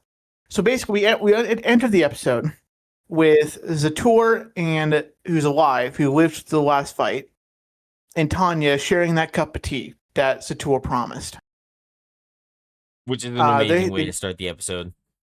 Yeah, great. They always have good conversations, those two. They do. Whether it's Zator completely throwing Tanya off, or Tanya, or them like conniving together, it's great. Yep. But so they have the conversation about Project Andromeda, the entire battle plan they established, failing. And we find out it failed specifically because they couldn't get supplies to them. Supply lines just fell apart. And that Project Andromeda couldn't even reach the cities that they were hoping to get to that are resource rich. And we know why this fell apart, because the railways fell apart last episode. We found out last episode from Uger. Mm-hmm. And so we see Tanya kind of have to grapple with the idea that everything they just did was pointless. It achieved nothing, really. Literally. That shit was Mostly just just stressful as hell too, for no reason. Yeah. It basically just reorganized battle lines, is I think the way they put it. But then they continue talking about, about this failure, about how Rudderstorff doesn't usually fail like this, and how he's going to deal with that.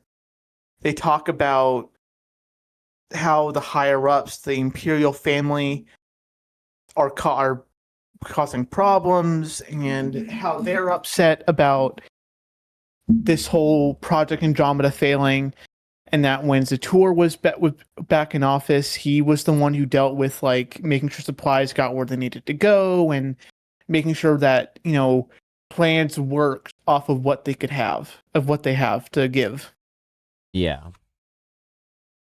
But eventually, Zator talks to her about a new plan, a new strategy he has that he can't share. And he specifically says, I'm asking you to be my co-conspirator for this. And he talks about how they need to attack on to the west. And Tanya's like, "Oh, you want to attack the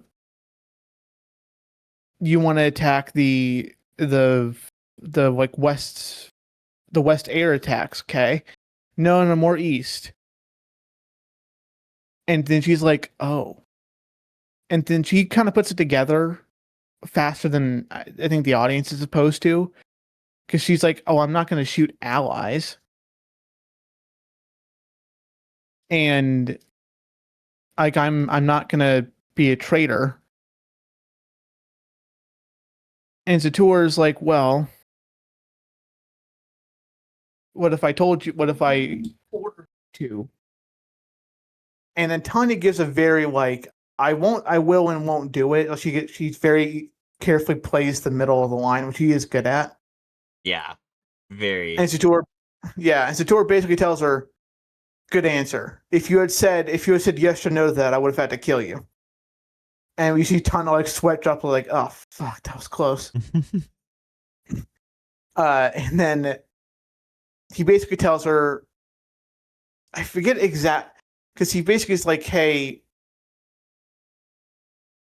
like we need the politicians to understand." And he basically essentially tells her he sent her back to the capital. I forget the exact how he puts it, but he's like, "You're going back to the capital." So Something her along the and lines, her, like, you need to see what life in the capital is like. yeah, something along. I forget exactly how he puts it, but he's like, "Yeah, you need to go back to the capital, see what it's like there." So her and her whole combat team head back. She's pretty happy to be back off the front lines after so long on them. So she gets there, and we get to see Ryugen meet up with Tanya. And he says, like, "Oh, I've gotten us a resort for your stay here, for your vacation." And then Tanya sends Weiss and Victoria off to go do separate things. So that way her and Ryugen can talk amongst themselves about this, in quotes, co-conspirator business. And as they're talking about how things have been playing out, Ryugen basically tells her they want her to attack another capital. And she's like, "Fuck, you want me to attack?" I think it's like Londinium is the name of London in the world. And they're like, no, not that one. And she's like, "Oh, you want me to attack Moskva again?" "No, not that one." And then he just points straight up. Yeah. And it's like, I shouldn't say it here. Yeah. That's fucked up. Which, holy shit, Kieran. So the plan essentially is then Zator and Ryugen and maybe Rudderstorff want Tanya and maybe her her mage team to commit treason by attacking the capital, so that way the Imperial family will realize how bad the war is going. That's what it seems like. Yeah, they want him to stage a coup. Or want Well, I her to don't stage think a coup. not a coup. I think Not what a they coup? wanted them. I think what they want Tanya to do is pretend to be from the from the Federation, and make it look like, oh, the Federation's attacking us. They've gone to our capital. They're bombing the Make it look like the war is going way worse than they think, and make the public realize, oh, it's way worse than we're being told. Because a coup doesn't really solve the problem, I think. I think I might I think misunderstand what a coup is. Well, a coup is where you overthrow the current leadership. I misunderstood. What did you think it was? Like a revolt kind of thing, like the start of like a revolt. I mean, it's essentially that. Like kind of, but it's more long term than I thought. Yeah, like a revolt / like a revolution would be like you oppose the current leadership in the hopes that either something changes or you take over so that way things do change. But what they're wanting is they want to scare the imperial family into, like, essentially giving up the war. Like saying, okay, it's getting too dangerous, it's getting too bad, let's stop this. Because they mention, like, hey, we gave them we had a peace treaty ready to be negotiated and signed, but they were like, no, we want more. We want victory. And made the military keep pushing. So from what I gathered, they want Tanya and probably the rest of her team. I assume she's not going to do it by herself. To attack the capital. Though. She could. If anybody could, it would be. But the Devil of the Rhine. I do think, though, if anyone were to see the person attacking, even if they couldn't make out it's Tanya, it would look weird if it's only one person. True. Yeah. They would want to make it look like it's, a mage force attacking the capital from the Federation. Yeah. Like an army. So they would need to, at least like a attack squad or like a mage squad, essentially. But because that's my thought is they want to use Tanya and probably a small team of mages, bomb the capital, make sure you don't hit anyone, make sure like very few, if any, people get hurt. Well, actually, kill some people, because if you don't hurt anyone, it's not going to open up the politicians' eyes. Yep. Because I feel like essentially what they want to do is they want to weaponize public. How do they put it? How'd they put it in the episode? They're worried about public. How'd they put it in the episode? I forgot how they actually put it, but basically, like public image, like what the public thought. Yeah, they basically want because they don't want because basically, as we learn later on, the news media has been portraying that the war is going amazing. They're close to victory is soon. Like the media has been like very clearly trying to advertise the war's going well when it really isn't. So yeah, they basically want Tanya and a small group of mages to attack the capital, probably kill some people, because they want to make the public so angry that it forces the politicians to change their decision on how they handle the war. Because that's what they care about. They care about public reception.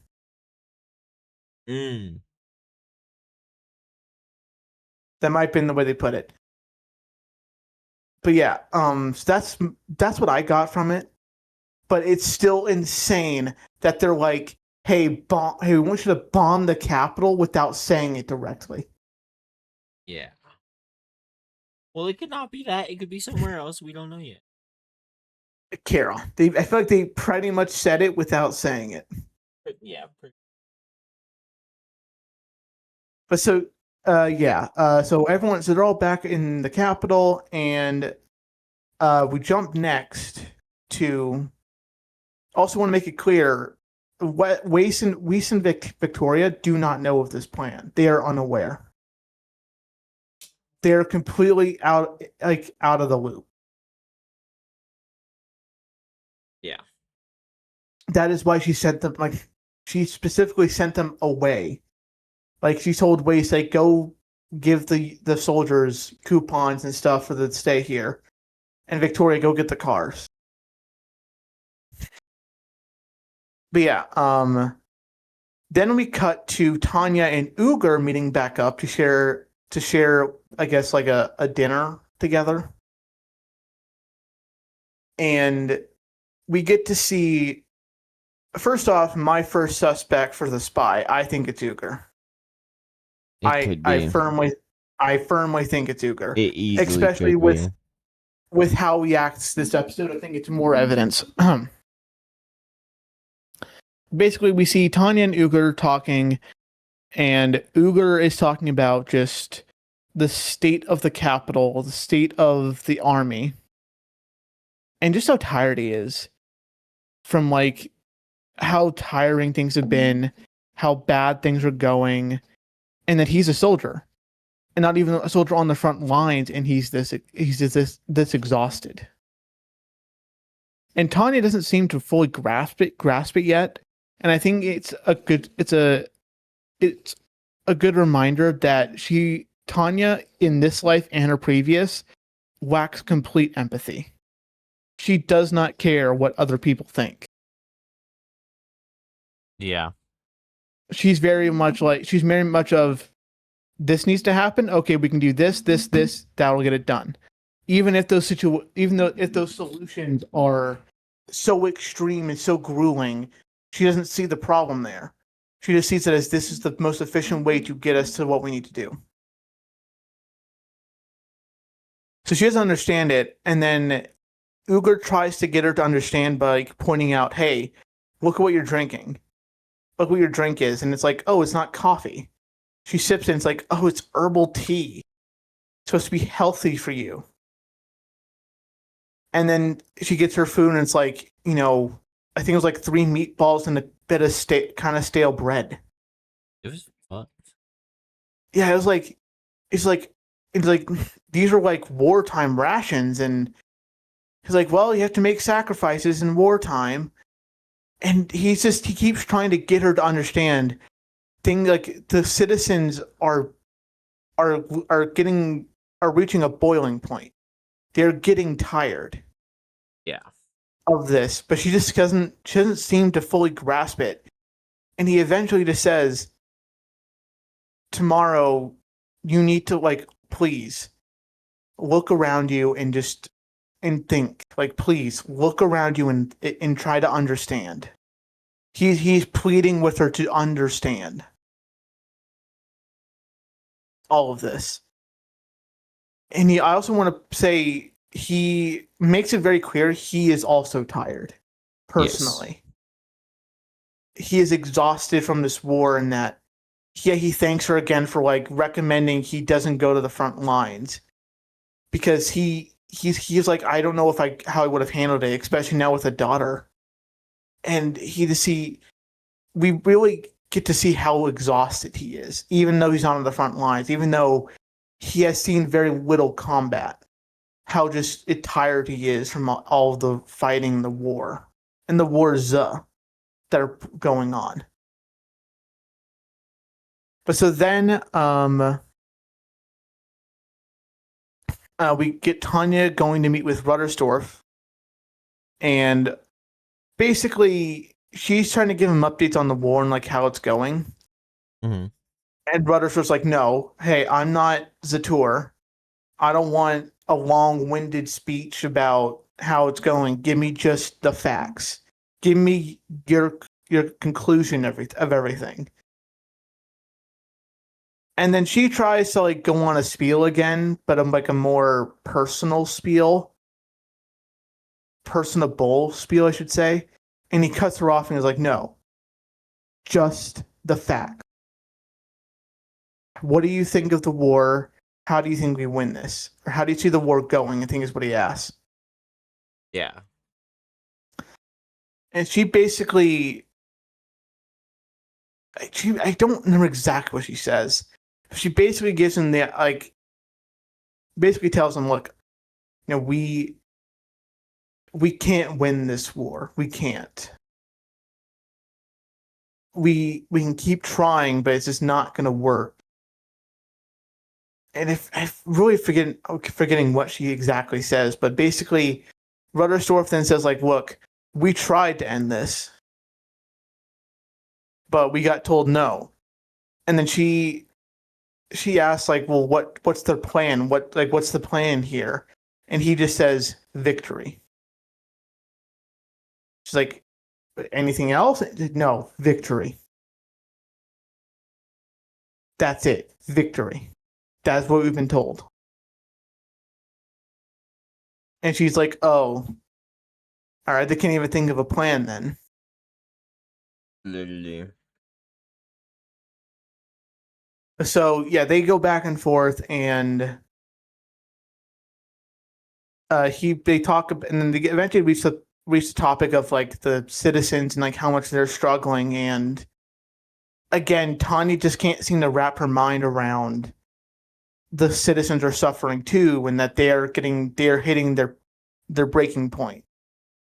And he realizes this and says, all right then, tomorrow, meet me outside the station at 1500 hours.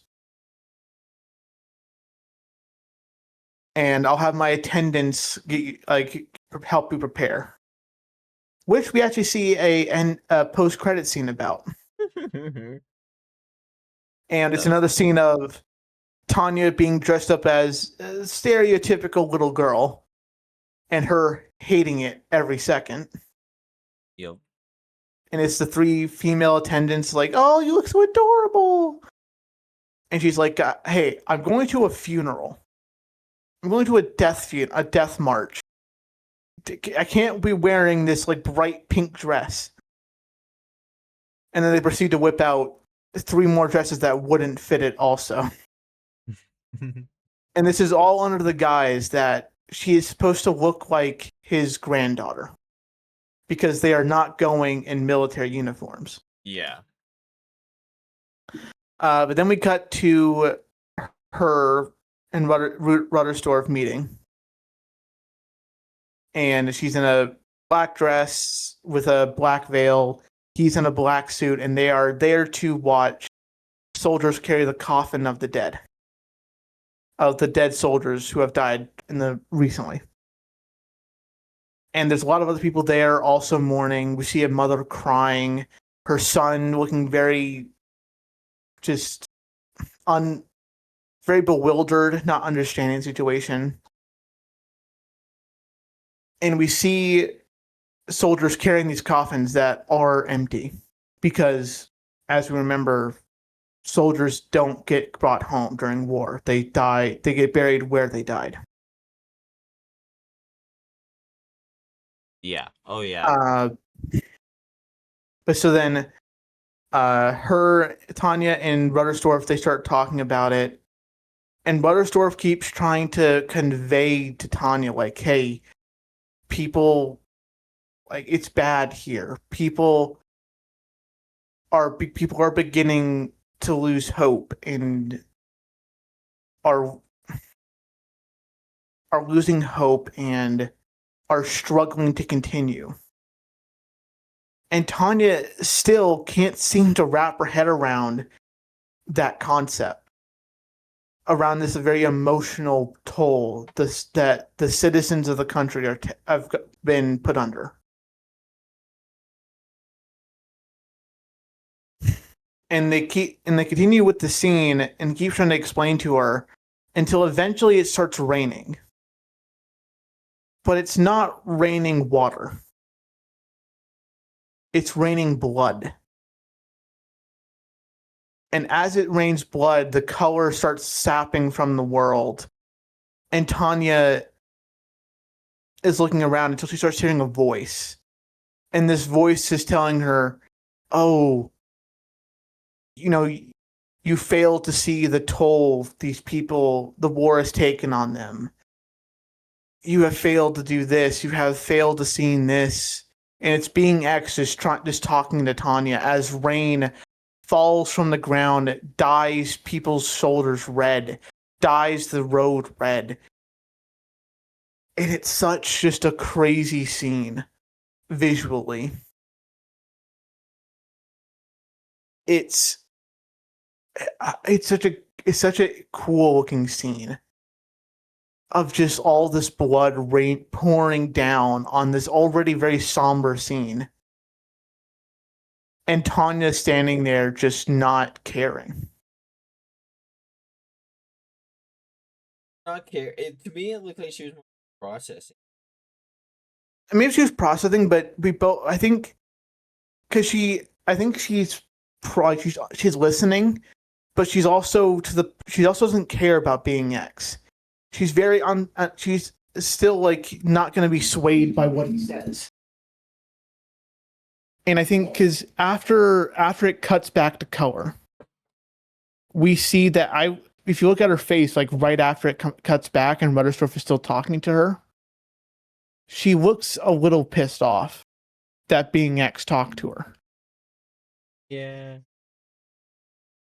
So, because I do think she listened, but she didn't take much away from it. She was just like, "Motherfucker, why are you talking to me again?" Because then Rudders, she does not like him at all, and fairly so. He's really fucked with her life. Yeah. But so, I took that away from that scene that Tanya was still uncaring about everything. I think she's maybe like starting to understand, but for the most part, she just doesn't care still. Because she's still very unempathetic. Okay. For like what she says next about like, oh yeah, they're moving on. Like the kids are smiling. Yeah. Well, because also on the other side of the street, we also see people just walking along, like going about their day. We see a girl happily playing with her doll.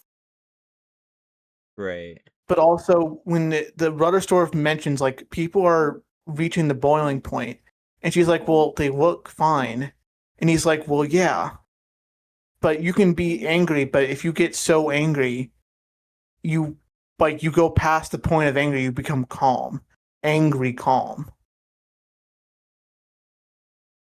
And when he talks about this, you can actually see like a couple people pass by on the other side of the street when he says this. Mm-hmm. And on their faces, you can just see like they're displeased. They're kind of like angry. Yeah. And I think so. Like people, he's right. People are getting to a point of being fed up with it all. But eventually, the the march ends. Ruttersdorf and Tanya go their separate ways, and Tanya goes on a walk alone. And she passes by a newsstand, and when she picks up the paper to quickly just flip through it, all of the headlines are like, "Oh, Mage Team taken down on the East Front. Oh, big victory over here. Oh, victory for the countries right around the corner." And she's like, "Oh, this is completely fake. I thought media was supposed to be telling the truth, or at least a form of it." Yeah, it's total propaganda. Yeah. She's like, "This is utter false. Like she knows the war is going horribly." But then she puts it down and she walks away, and I forget what her parting lines are. It's because she looks across the street and she sees these customers that are at a cafe, and they're all reading the paper, and she says something. I forget exactly what she says. People want to something like people want to live their dreams or something like that. people want to live their dreams. It's something along. I forget. Hate that I forget the exact wording of what it is. But yeah, she basically is just like, yeah, people want to live their dreams, and they're going to, or something like that. And that's how we end the episode. Yep.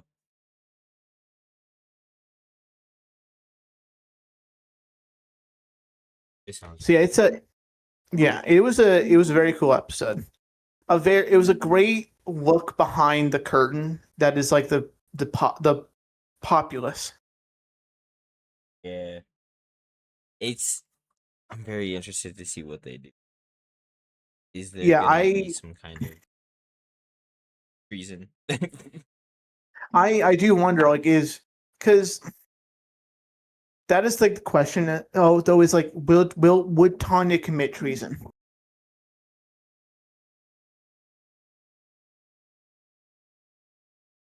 Oh, I don't know. Because, like she said, she's like, she'll follow orders, but also she serves the country, which would mean she can't. It's a weird like catch-22. She has to listen to the country, her superiors, but listening to her superiors would be going against the country. Yeah. But not listening to orders would also be it's a very just like catch-22 of it all. So it'll be interesting to see if she does it or not, or even if she's a part of it. They could just have like her team do it, like have Victoria do it. To be on, it doesn't have to be Tanya. True, to be more anonymous, because Yeah, I assume that well, she's one of their most powerful. she's one of the successful- most like prolific like fighters. Yeah, So but I don't know how many Capital people would would at least like know. recognize her by look. I see it. Because you have to remember, they don't have TV, they don't have like recording stuff. They have they have newspapers, True. and they maybe have like cameras to take, like stationary cameras at at like the very most. So like there's no like footage of Tanya fighting or Tanya giving an interview after a big fight. Like there's just maybe a report of her, like, oh, Lieutenant Colonel Tanya Dershov, saved the day on the Eastern Front or whatever. But no one's gonna know that's a 12-year-old girl. Gotcha. But yeah, so I mean, of course, since it's her show, she'll be a part of it. But realistically, they don't have to have Tanya with it. True. They could just have 5 whoever the fuck mages do it. To be honest. True. But yeah, it'll be interesting to see how that plays out. Yeah. Very interesting. But one more thing. Remember, so during Butterdorf's and Tanya's talk, right? They mention like, because like Buttersdorf mentions how brave Tanya is. And she's like, oh no, I'm actually very cowardly, sir. And he makes a joke like, well, we'll make a fairy. That sounds like a fairy tale. And they joke about making a fairy tale out of her and like the cowardly hero. Yeah. Part of me thinks that if the story of the series goes into like past the war, or like into when like she's much older, I could honestly see that be a thing. Like a story, your story. Yeah, I can totally see it. Like she's an adult, and she just happened to walk past a parent talking, like showing their kid the book of the cowardly hero. I feel like that's the kind of thing that would get like referenced Later like on. get brought 100%. Back up way later. 100%. Okay, but that was the last thing I had for this episode. Do you have any other notes? Oh, the only other thing was This episode kind of made me appreciate and understand Nippon a little more. Thank you. Because it was like, fuck. Food Loki matter. No shit, it mattered. Crops and stuff and supply lines or whatever kind of matter. And Nippon, the fucking war anime, didn't teach you that. I mean, it said a little bit, but it didn't. This one demonstrated it with oomph, with emphasis, with soul. I want to argue with you so bad, but I'm not going to because I know it's pointless. I know it's. I'm not. Nope. Not getting pulled into it. I'm not going to get pulled into the argument. No. I refuse to. I hate you so much sometimes. Anyways, moving on, we now go to our gaming section of the podcast. And oh boy, Kieran, it's been a week. Let's start off with some lighthearted news. With a good old reminder of just how great Steam is. So starting off, Battlefield 6 player. Battlefield 6. We both played that game. This Battlefield 6 player who had logged 470 hours in the game was granted a $110 refund because Battlefield removed the game mode Rush, which was the player's favorite game mode and one of the main reasons they bought the game. Damn. EA basically did this with no warning whatsoever. And they are also still promoting the game mode on their website. Damn. What's up? Yeah. Also to note, Battlefield 6 has also removed 2 other game modes in recently. One of them being Squad Deathmatch and the other being King of the Hill. Both of those were removed without warning also. Damn. Great. Yeah. You can still play them, but you have to play them like in custom lobbies, essentially. Which doesn't always have, a full lobby or many players. Right. So, Right. sucks. But yeah, 470 hours and $110 refund. I mean, Goddamn. Oh, absolutely. It's just a huge surprise that Steam did that because that goes completely against their refund policy. True. Of 2 hours and within 2 weeks. True. I think that does surpass the 2-week limit. And 2-hour limit, yeah. By about, like 468 hours, yeah. Just a little bit. Yeah, a little bit. But yeah, Steam being the GOAT. Yeah. Love you, Steam. Love you, Gabe. Gabe Newell. Next on the list, more PlayStation news. Kieran, I couldn't fucking believe this news. It's not even recent news. I just found out about it, and it's just so fucking insane. PlayStation has patented a digital controller design, where the controller will have no physical buttons or joysticks, and instead will be a touchscreen that you can customize where the buttons and joysticks are for each game.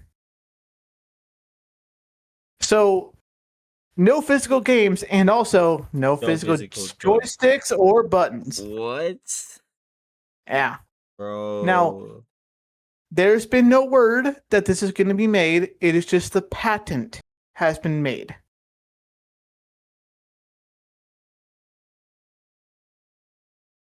They can make it. They can go with this design if they want to. Yes. Sucks. That news happened like early this year, like January, February. I just didn't hear about it until this past week. It's insane. Yeah, that's pretty wacky. I like playing on an iPad. I don't want to play with an iPad. It's on the designs, Kieran, it is so weird because the shape of it is a PlayStation controller, but the entire center of the controller past the grips, it is just a touchscreen. That's it. And it's like it's so crazy to me that that's a thing. That it's a thing. I what? It just that's I can't believe they did it. I can't believe they not doing it right now, but they patented it. They have a design. They're ready to Ready. do it. Yeah. Honestly, PS6 might be digital controllers. We don't fucking know. I dislike that. I do too. It would feel so fucking weird. It would be 100%. it would be so awkward. It would also be not it'd be so problematic. With like you would smudge the screen. It would if the screen broke, then you're completely fucked entirely. Literally. That just seems so. It seems like a how many bad idea. players rage? Like, Exactly. Yeah, I couldn't believe it when I saw that. Moving on, Sony news. More Sony stuff. This one isn't a bad thing. It's just kind of an interesting thing that they're doing. So, Sony is trying to create an original character to rival, wait for it, Hello Kitty. what the fuck? To rival Hello Kitty? Do you know how big Hello Kitty is? Massive. Hello Kitty's been around since before I was born. Yeah, Hello Kitty is like one of the biggest franchises ever. Yeah. Like it's in the top 10. How are Basically- they gonna rival Hello Kitty? So they have 3 main options for a cute little character they can promote and advertise as like Sony's character and make games and shows based off of this character. I thought Kratos was Sony's character. No, not iconic enough. They want a character that Yes, can reach the all God of audience. War is not iconic enough. Also, no, Kratos is no. They want a character that can hit all audiences, everyone, Does Hello Kitty hit all? a lot of them. I mean, think of how big it is. Hot take. Yeah, I know, like, Kitty. I mean, same, but it's because we're not like that exclusive. We're not main demographic. We're not main demographic. But basically, Sony has 3 main options for their characters. I want you to look these up so you can get an idea of what they look like. Okay. I will send you their names because I will definitely butcher them, and then you will butcher how to spell them. Because let's be honest, we're gonna do that. No, I'm amazing at spelling. So first is the Yofukashikuma no Nemu bear, who is a sleepy bear tired from the world's stresses, and is to help. And his basically idea is that he will relate to people who are stressed out from the world and can just chill and vibe with this cute little bear.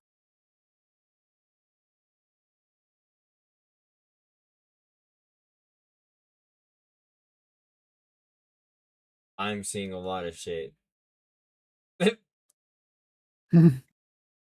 I'm seeing a lot of different things right now. Okay. Wait, hold Might on, have let to me- specify I this might for have you. to. Yeah, hold on. I might have to search Sony. My apologies. Oh, you're good. Should have just gotten pictures for you. Kuma bear. A girl wearing a bear onesie. Nope. I'll find it for you.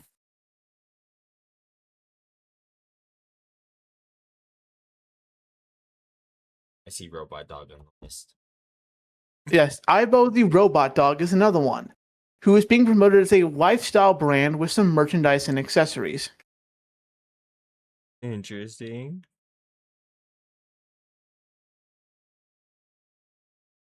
So yes, the first one is Nemu the Night Owl Bear.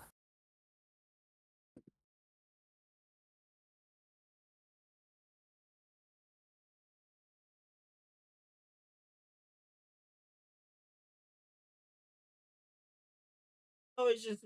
I see. Yeah. Basically, the idea is that these characters will be able to rival Hello Kitty with, books, games, TV shows, plushies, toys. Like, they want it to be a huge thing that they can spread across the whole company. Wait, Pingu the Penguin? The Newt Penguin? Yes, they have revived Pengu the Penguin, who has been revived with a new design and was reintroduced to the Yurakucho Museum in Tokyo. They revived his design, revamped it a little, and they are toying with him as another option for their new mascot, Sony's new mascot. Newt. I don't know if he goes Newt That's Pingu. anymore. He might. That's Pingu. That's like It his is. whole thing. I'm saying it is Pingu, but I don't know if they're going to have him go Newt. Fucked up. They might not have that. They might not have like him able to go Newt. That might be Trademark. another. Yeah. But yeah, we'll say as of right now, the Nemu the Night Owl Bear is in the lead. Interesting. Yes. Not even the dog? The dog from our childhood? You mean Pingu? No. Aibo the robotic dog. I mean, there were robot dogs when I was a kid, but not Aibo. You never had an Aibo? I had dogs very actually, wait. Yeah, I've had like an old Aibo. They have changed models. I maybe had like a robot dog, but I don't remember it being called Aibo. I probably named mine like Sparky or something. I don't know. But it looks like this. I don't know. But yeah, so Sony's trying to make something to rival Hello Kitty. They tried it with Astrobot recently, but Astrobot didn't blow up as much as they were hoping. So now they are trying these 3 characters. I was gonna ask why don't they just use Astrobot, but I see. Yeah, it didn't reach as many people as they were hoping.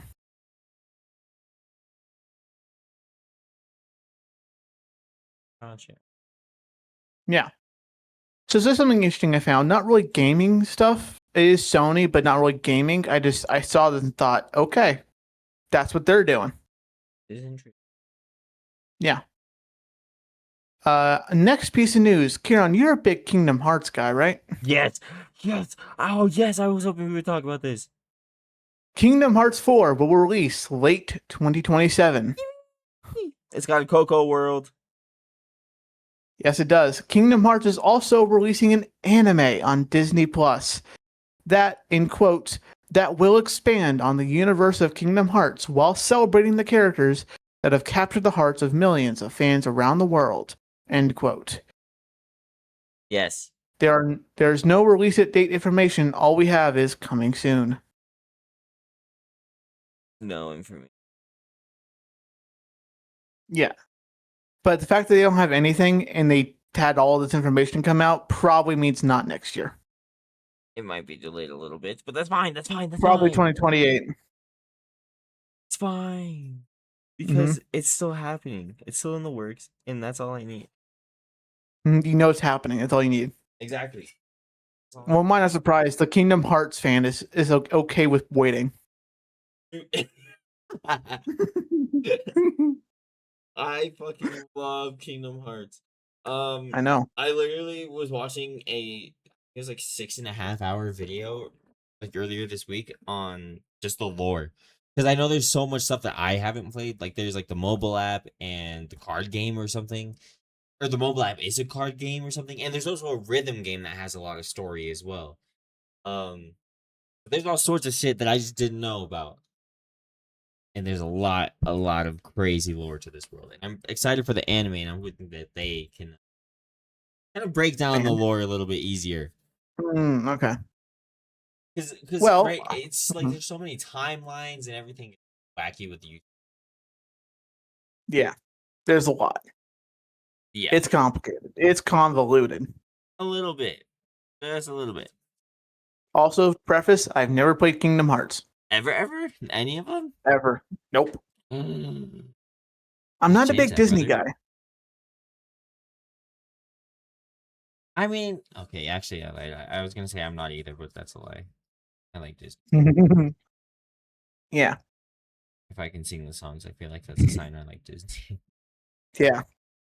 Continuing on with Kingdom Hearts 4. Kingdom Hearts 4 gameplay trailer shows footage of Donald, Goofy, and Mickey. Not a lot of what's the guy's name? Riku? No, not Riku. Sora. Not a lot of Sora footage, but a lot of Goofy, Donald, and Mickey. While Donald and Goofy's gameplay looked pretty standard for them, Mickey's gameplay was very interesting, as it stands out with it switching between 2D and 3D gameplay with origami-looking visuals. Which is so cool. I assume you saw the gameplay footage. Yeah, of course. Okay. Had to make sure. Of course. But yeah, that is so cool. Yeah. So that was interesting. Can't believe you got Kingdom Hearts 4 news. I'm happy for everyone who is a Kingdom Hearts fan.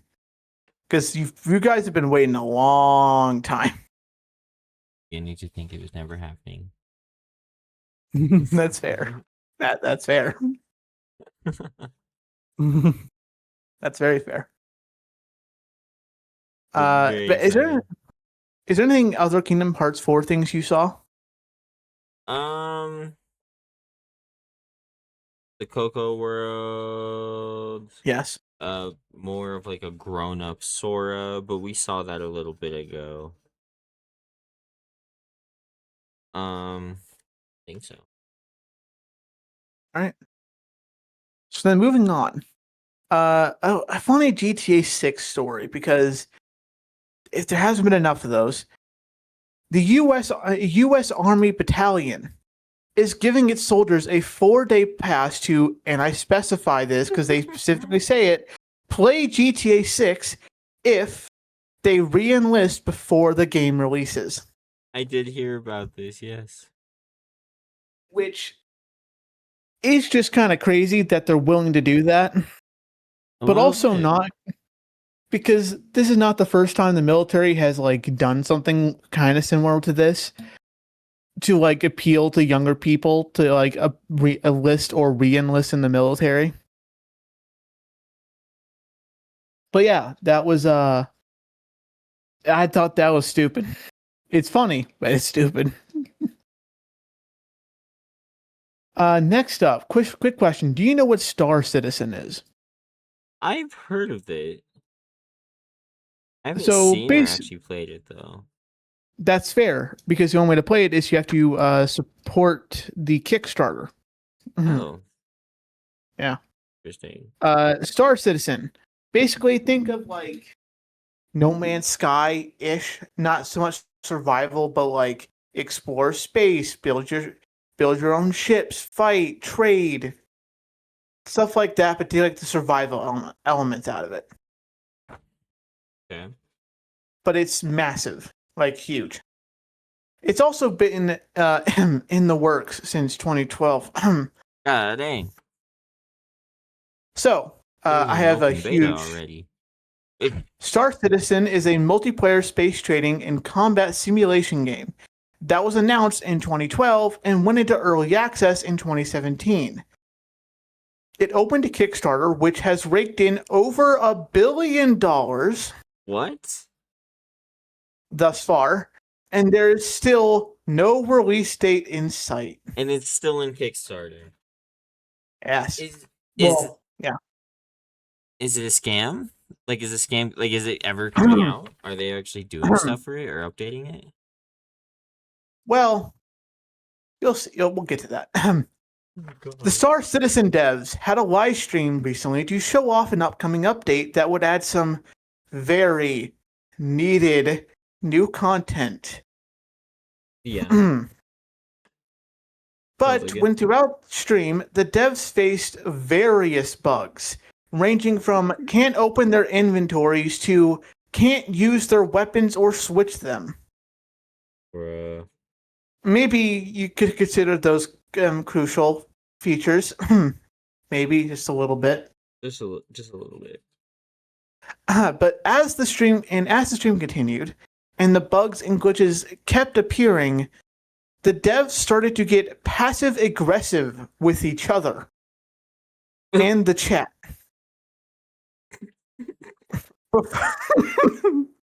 Before they decided to just end the stream and call it. Damn. To make matters even worse, as the stream was ending, one of the devs said, and I quote, "They are proud of the work being done and that they wanted to get this build out so players can have the same experience they had on stream." Oh my god. That's crazy.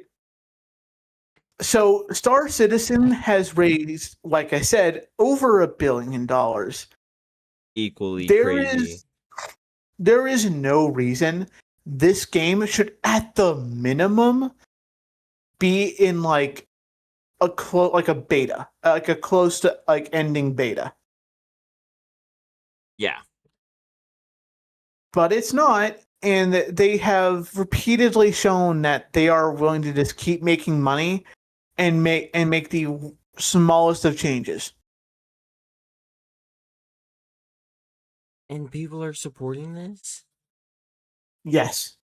Even after Admittedly, the live stream. well, the live stream has caused a fuck ton of controversy. This live stream happened earlier this week. Oh shit. So, yeah. It was bad before that. This just made it like 10 times worse. So, Hey, yeah. At least he didn't say something crazy about being.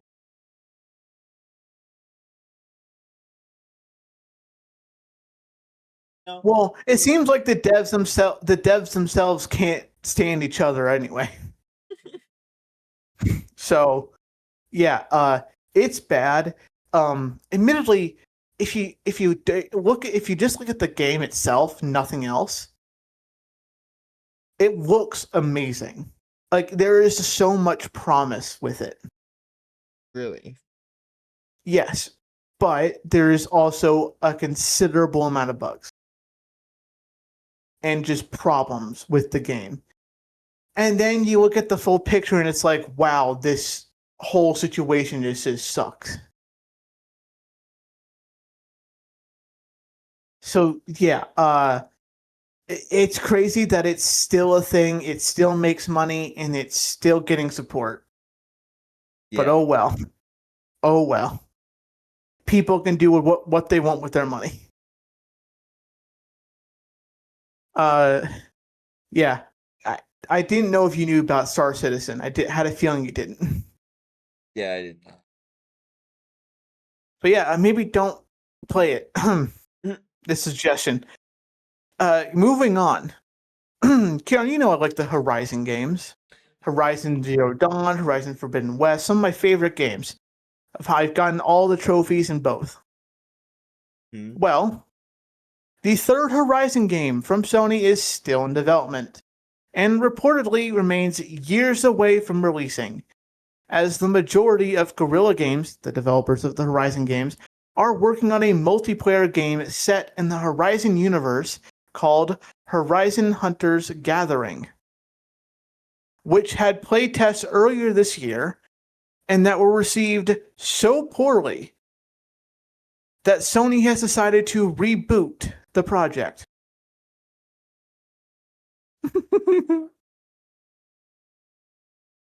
Yeah. That's crazy. To reboot it? Yes, they had playtests like March-ish of this year. People hated it. People hated the game. Well, damn. So they are going from the ground up and taking a lot of the live service features out of it. Because that's what it would be, a live service game. Gotcha. But yeah, apparently that is what the studio's been working on. They have very few people, not even a team of people, working on the new Horizon game, the third one. Hey, Yeah. Hmm. it sounds like they're getting along better than Star Citizen devs. That's not saying much. Not saying much, brother. Star Citizen. I feel bad for everyone who supported them. It's bad. Yeah, that Admittedly, they did that sounds to bad. themselves, but it's bad. Anyways, moving on to some happier news. The upcoming COD beta of Modern Warfare 4 has reportedly, and this is state like this is true, will reduce the amount of times you see the update requires restart message when opening the game. Allegedly. Well, they say that's going to be on PlayStation for the beta. When the full game comes out, it'll be true for every platform. Allegedly. That's what they say, yes. Also, the beta will not be a part of the COD HQ and will be its own separate file to download. Thank God. You get what? Yeah. So you won't have to have the COD HQ app installed Yeah, thank God. or buy the game through the COD HQ to get it. So yeah, that's so nice. I hate that when they did that. So annoying. I agree. That was so stupid. Yes. Next, the beta will also feature a level from the campaign, which will be a first for the series. So Like a that's actually full level? like a full-on like mission from the campaign will be in the beta. That is new for the series. It'll probably be like, one of the first 3 missions you do, most likely. Right. But that is still crazy that they're doing it. Also very cool. That's actually I do actually really like that they're doing that. Yeah, I hope they do that from here on out. that would be cool. All right. So we talked about the beta, but when does it start, Kieran? Well, the beta starts on August 21st at 11 p.m. Pacific time. Dun, This dun, is for dun. all platforms except Switch 2. Very valid. And you can preload the beta the day before at 9 a.m. Pacific time. Now, of course, when this comes out, it'll already be time for the beta, but now you know that you could have done that if you didn't do it. The more you know. The more you know. And the second beta will begin on August 28th, and this one will be on all platforms.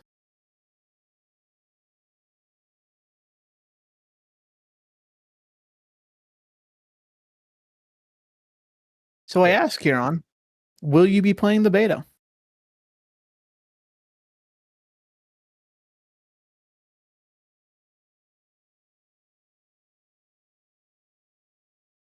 I think it's a question if No. you could find the time. Yeah. That seems more right. If I can I find the mean, time. I was gonna say you can play it tomorrow night, but no, you can't. Yeah. No, I don't think I'm gonna be home tomorrow, unfortunately. Yeah, I definitely won't be playing it, and you know why. They use AI. Did they use AI?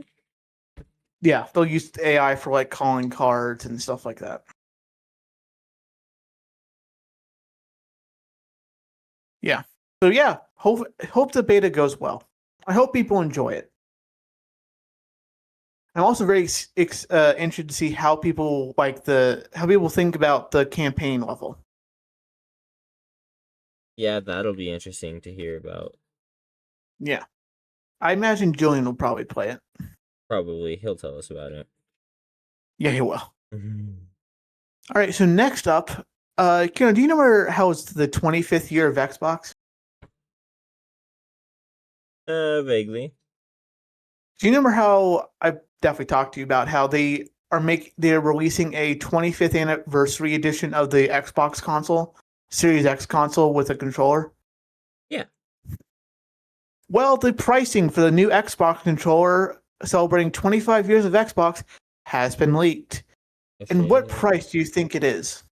With the knowledge that a standard Xbox controller averages around $65.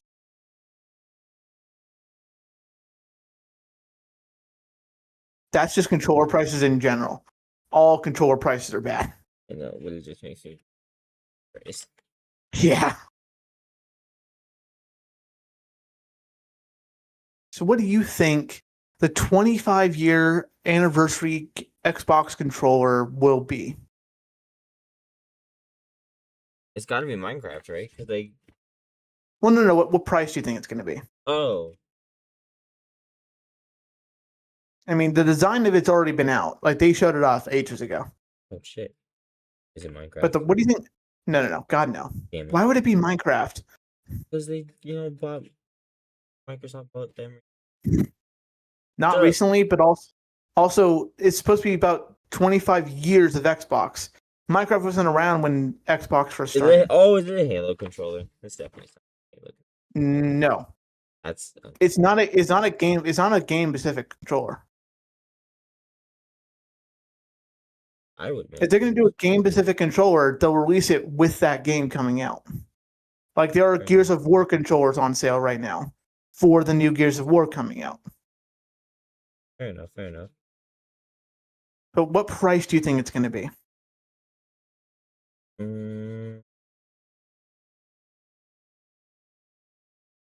$110. Incorrect. Lower. $50. Higher. $70. No. $80. Which, honestly, For like an anniversary thing, not bad. I'm not. That's not bad. I kind of expected to be like 100, maybe like 95, not 80. So I'll take it. I might buy one if I'm honest. I would love the anniversary Xbox, but no, I can't do that. That might hurt the bank a little. Yeah, especially with console prices these days. Fuck. Anyways, moving on. So, we've been on about Sony not doing physical games anymore since 2028 onwards, right? Oh, Sony. And they say they're just following consumer trends. And it's because, players just don't buy physical games anymore. And that's why they're switching over to digital only. Well, new data for physical game sales for PS5 have come out. And it is at an all-time low this last July with $85 million in sales. Now that might sound like a lot, but this is the lowest ever reported amount since tracking began back in 1995. This is also like the time that most games have been on the market. Of course, it's going to raise. I think it's Or like on the online market. Because you're telling not the me that most. people were buying games online in 1990? Yeah, but also online games, like games being sold online, is not a new thing. Right. No, but I'm saying, yeah, but it's not like it happened this year or last year. It's been a thing for over a decade. But that it's been going down. It's like this. It's been down, and this year it's the lowest it's ever been. I see. So as much as we all kick, scream, and rage over Sony doing digital only, they make their point is valid that no one buys physical games anymore. I mean, Kieran, when was the last time you bought a physical game? From a PS4. But they also don't make games how they used to. Like Skyrim, bought Skyrim, it came with a big ass map, right? And you could hang it up on your wall. Like nothing comes with the cool shit anymore. That's fair, but still, It's when not was the worth it to last buy it. time when was the last time you bought physical? Right. Well, when they had No, cool no, shit. but that's my point, Kieran. That's the whole point, is that they don't see the reason in making physical when it's just extra money they have to spend. Crazy. And so if we truly want to fight against it, you need to buy physical only. Any game you want, you need to go to a store and buy the physical box of it. Even if it's just a code where you can get the game online, you still need to go buy it at the store. Because it still shows that, hey, you're buying the physical. Gotcha. Because that's like I'm part of the problem. I haven't bought a physical game myself in a long time. So like I get where they're coming from. I hate it, but I get where they're coming from because they aren't wrong.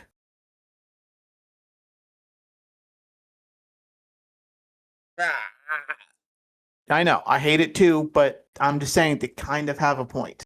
No, I refuse. That's fair. I refuse out of spite. All right, now Karen, one more piece of news before we get to our game review overlook. And before we started the podcast today, I asked you about Black Myth Wukong, which you played. Yes. Did you beat it by any chance? Once. Okay. I tried again, gave up. Fair. It's a hard game. Well, Kieran, now since you did beat it, that means you're prepared for the Black Myth sequel, Zong Kui.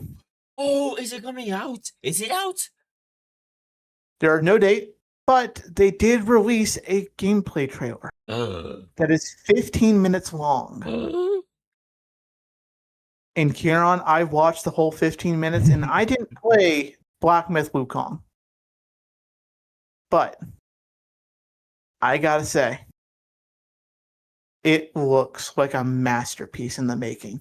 It looks cool. Fuck yeah.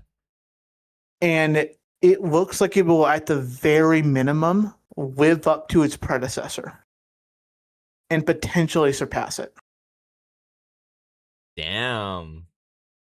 Because I was so impressed with how fluid the fighting was, how smooth the animations, the flexions, just everything was, and how beautiful the game looked. It felt like a masterpiece. And I can't stress that enough. That it felt like a masterpiece. Enough for you to play? I mean, maybe. But also, I have a lot of games I'm already in my backlog that I need to get through. True. I am still working on Dark Souls. So. God. Well, if you want practice for Dark Souls, but a little bit easier than Dark Souls, Hey, boy, do I have the game for you. I'll get to it in like 50 years. Oh, God. Yes, I'm when alive that long. Wukong 10 comes out. Hey, it's not Wukong, it's Black Myth. Black Myth 10 comes out. Yeah. Because this one is Black Myth Zong Kui. Right, it's a different New protagonist. yeah. But it's still set in Chinese like lore, like mythology and lore. It still looks so great. Like you should look up the gameplay, Kieran. It looks amazing. I probably will see. I was half wondering if you'd already seen it, and I was gonna be like, "Hey, have you seen this yet?" And you'd be like, "Yeah." But somehow you didn't. And I'm happy for it. I get to surprise you. Yeah, I haven't seen anything. To be fair, I think it got posted like today.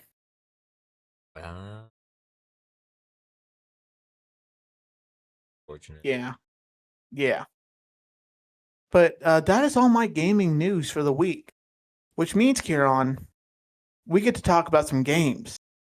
Some games that have come out this week. And Kieran, this is probably one of the best weeks of game releases I've seen that since we started the podcast. Really? There was 2 games I was tied between on like what should I talk about. I had to ask Julian to help me break the tie because I could not decide between the 2. But anyways, let's talk about the first game that you have my gameplay of, because I tested this game out with the demo. Dun, dun, dun. It is called Tukoni, Tukoni Forest Keepers. Shoosh. And I will preface this, Kieran.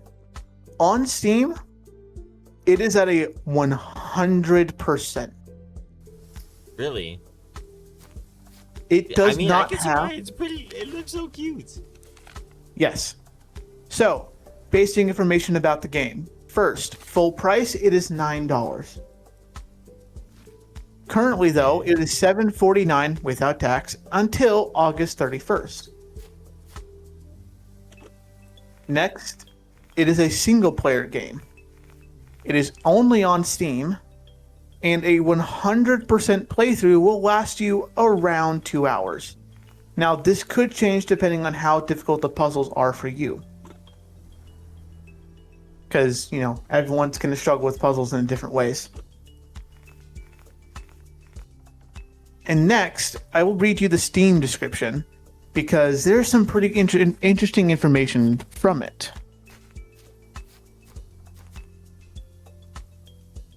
Tukoni Forest Keepers is a cute and cozy puzzle adventure.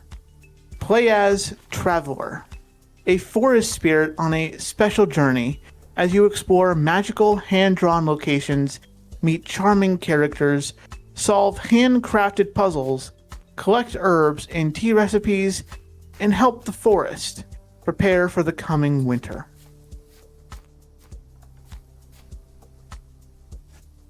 I will also say the game is based off of a series of award-winning books by the Ukrainian artist Oksana Bula. Interesting. So, books first. Yes, which is why you have the art style you see now, as it's very reminiscent of the kind of art you would see in a children's book.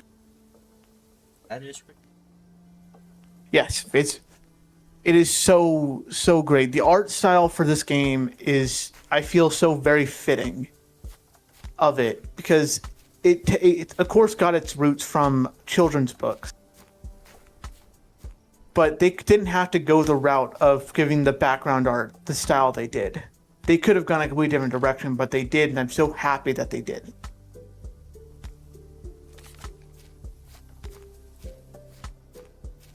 It's such an incredible game. The music was so calming. It was so nice to play a game that, while yes, there's an objective, there is no rush. I feel like a lot of games you play these days, there is some kind of like challenge or rush to do something. Whereas in this game, you knew, I can just take my time with this. I can, go at my own pace. There's no rushing to get this done. I can just take my time and enjoy this experience. That seemed very chill. Yes. I will also say, at least for me, the puzzles didn't seem too hard, besides the beginning when I was still figuring out the game.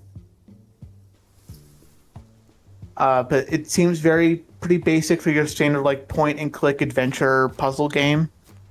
So it shouldn't be too complicated, which means if your young children find the game interesting, they could definitely play it and not struggle that much, if at all. And I will also point out there's also magic in this game. And I didn't get to see too much of it, but basically later on there is this moment where you have to collect mushrooms to get yourself across this gap. But as along this journey you've had so far, you have not seen a single mushroom.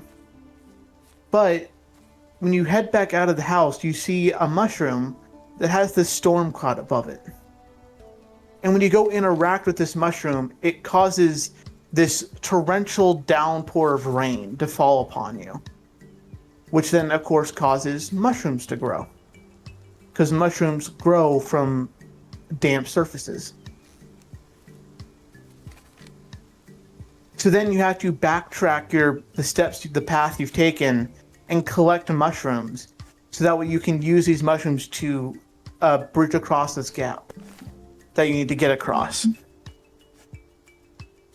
I also know the game touches on spirits and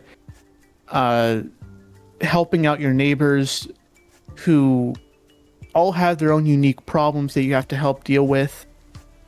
And it's a very peaceful, relaxing game. And I think everyone should have a game every once in a while that is like this, that you don't have to stress about, that you don't have to get competitive with, that you can just play and sit back and enjoy it. Enjoy the relaxing nature of the game.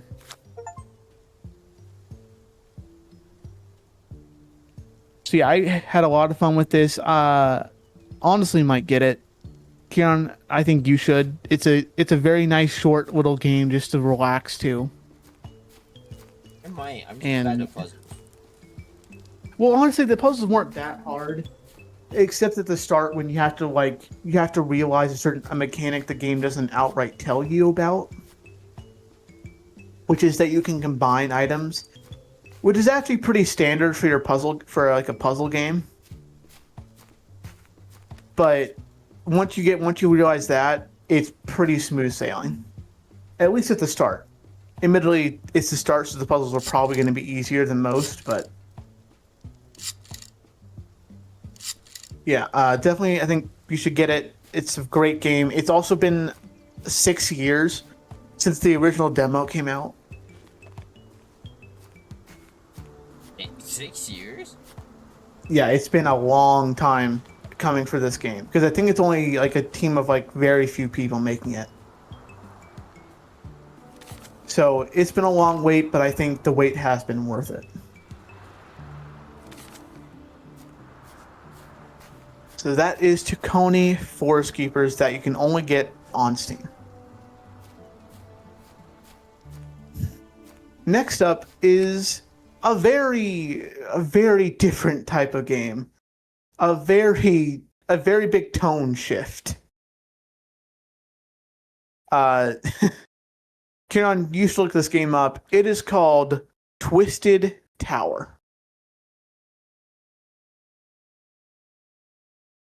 And well, let me get the basics out of the way first. Twisted Tower is a full price game of $15, but currently on sale for $13.49 until September 1st.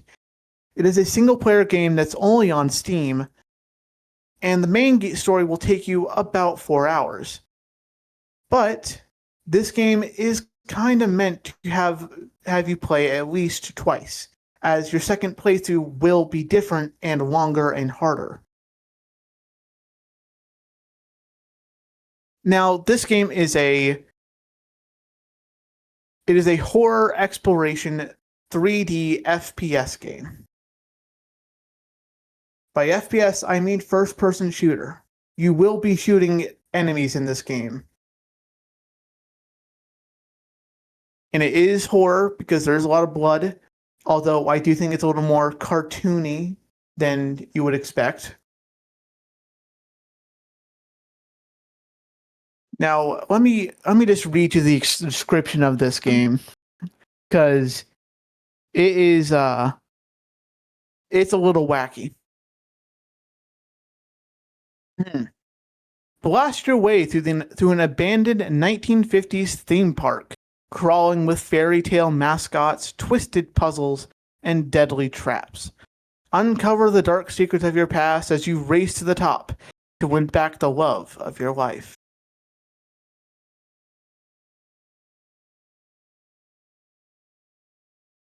Now, this game has a very destructible environment, which I really like. I love it when games have that because it's just fun to break stuff. Let's be honest, it is. It's fun to just go around breaking stuff, especially when the game rewards you for doing it. Because in these destructible barrels and crates that you can open are tickets, and these tickets are your currency to upgrade your guns, your weapons, to buy healing items. And it's just, I think destructible environments are great. You can break pumpkins, crates that kind of look like birthday presents in a way because they have bows on them. It's pretty cool. And like I said, there is a second playthrough that you can do that will open up more of the game after you beat it the first time. And it will be about 2 hours longer to do, and it will be more challenging because the game gives you all the weapons in the game off the bat.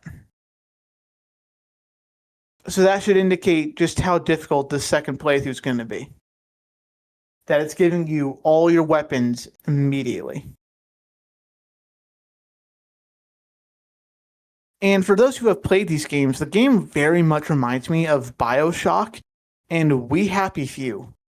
With just the whole atmosphere and vibe and tone of the game, it's very similar to BioShock and We Happy Few. And of course, if you don't know... What? Sorry? I see... Oh, sorry.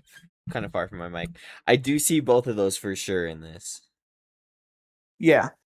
It's definitely just got that like vibe and like art style of We Happy Few, and this is the very much tone of BioShock. I will say though, unlike We Happy Few, it's a lot simpler, the story. It's basically, hey, this person has kidnapped your girlfriend. Go save her. That is essentially the story. Yeah. That's the basics, at least. There's also the fact that your sister is insane and you've been taking care of her. Interesting. Yeah. Like I said, also mentioned earlier, you can upgrade your weapons with the tickets you find along the way to just upgrade damage, a bigger magazine size, rate of fire. But you can also get an alternate way of firing them. So, for instance, the first gun you get is like a little revolver pistol. With the alternate way of firing that is a 3-round burst, which is pretty good. It kind of just shreds through an enemy. Admittedly, it takes a while for the alternate fires to go off. You have to like charge them. And that does take a couple seconds. And then another gun in the game is a Tommy gun. That with its alternate fire, you spray the entire magazine uncontrollably if it weren't for the slow motion that happens at the same time, allowing you to at least kind of aim where you're shooting. W slow motion. Yeah.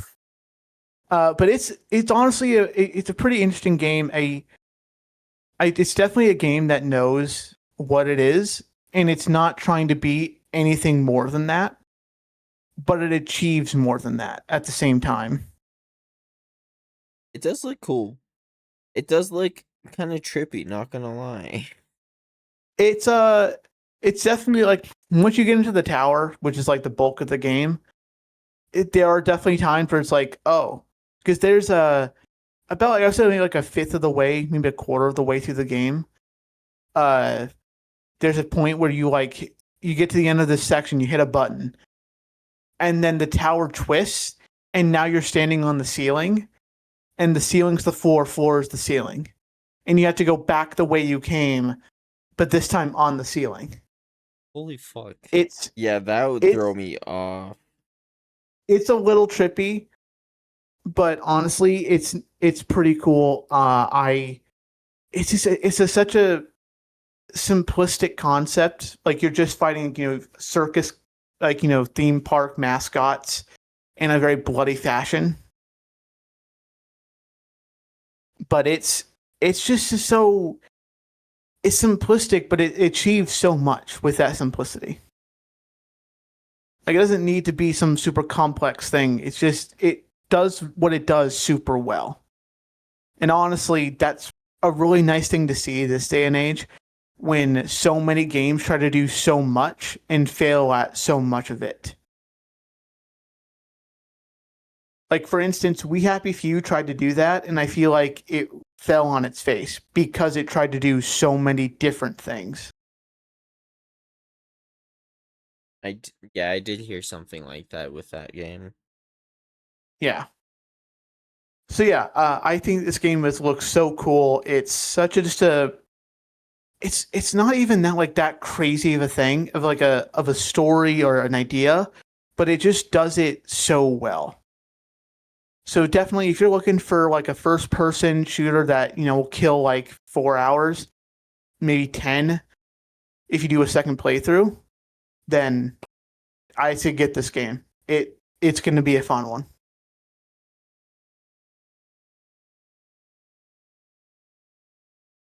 So Kieran, that is our game reviews for the week. So I believe we're good to go, my man. Well, all right, then that is a wrap for this week's episode of Level Up Laughs. Next week, we'll go over some more popular anime and cover the latest gaming news. Thanks for listening, thank you for being here, and thanks for pretending we know what we're talking about. I'm Kieran, he's Jack, and we'll catch you in the next one.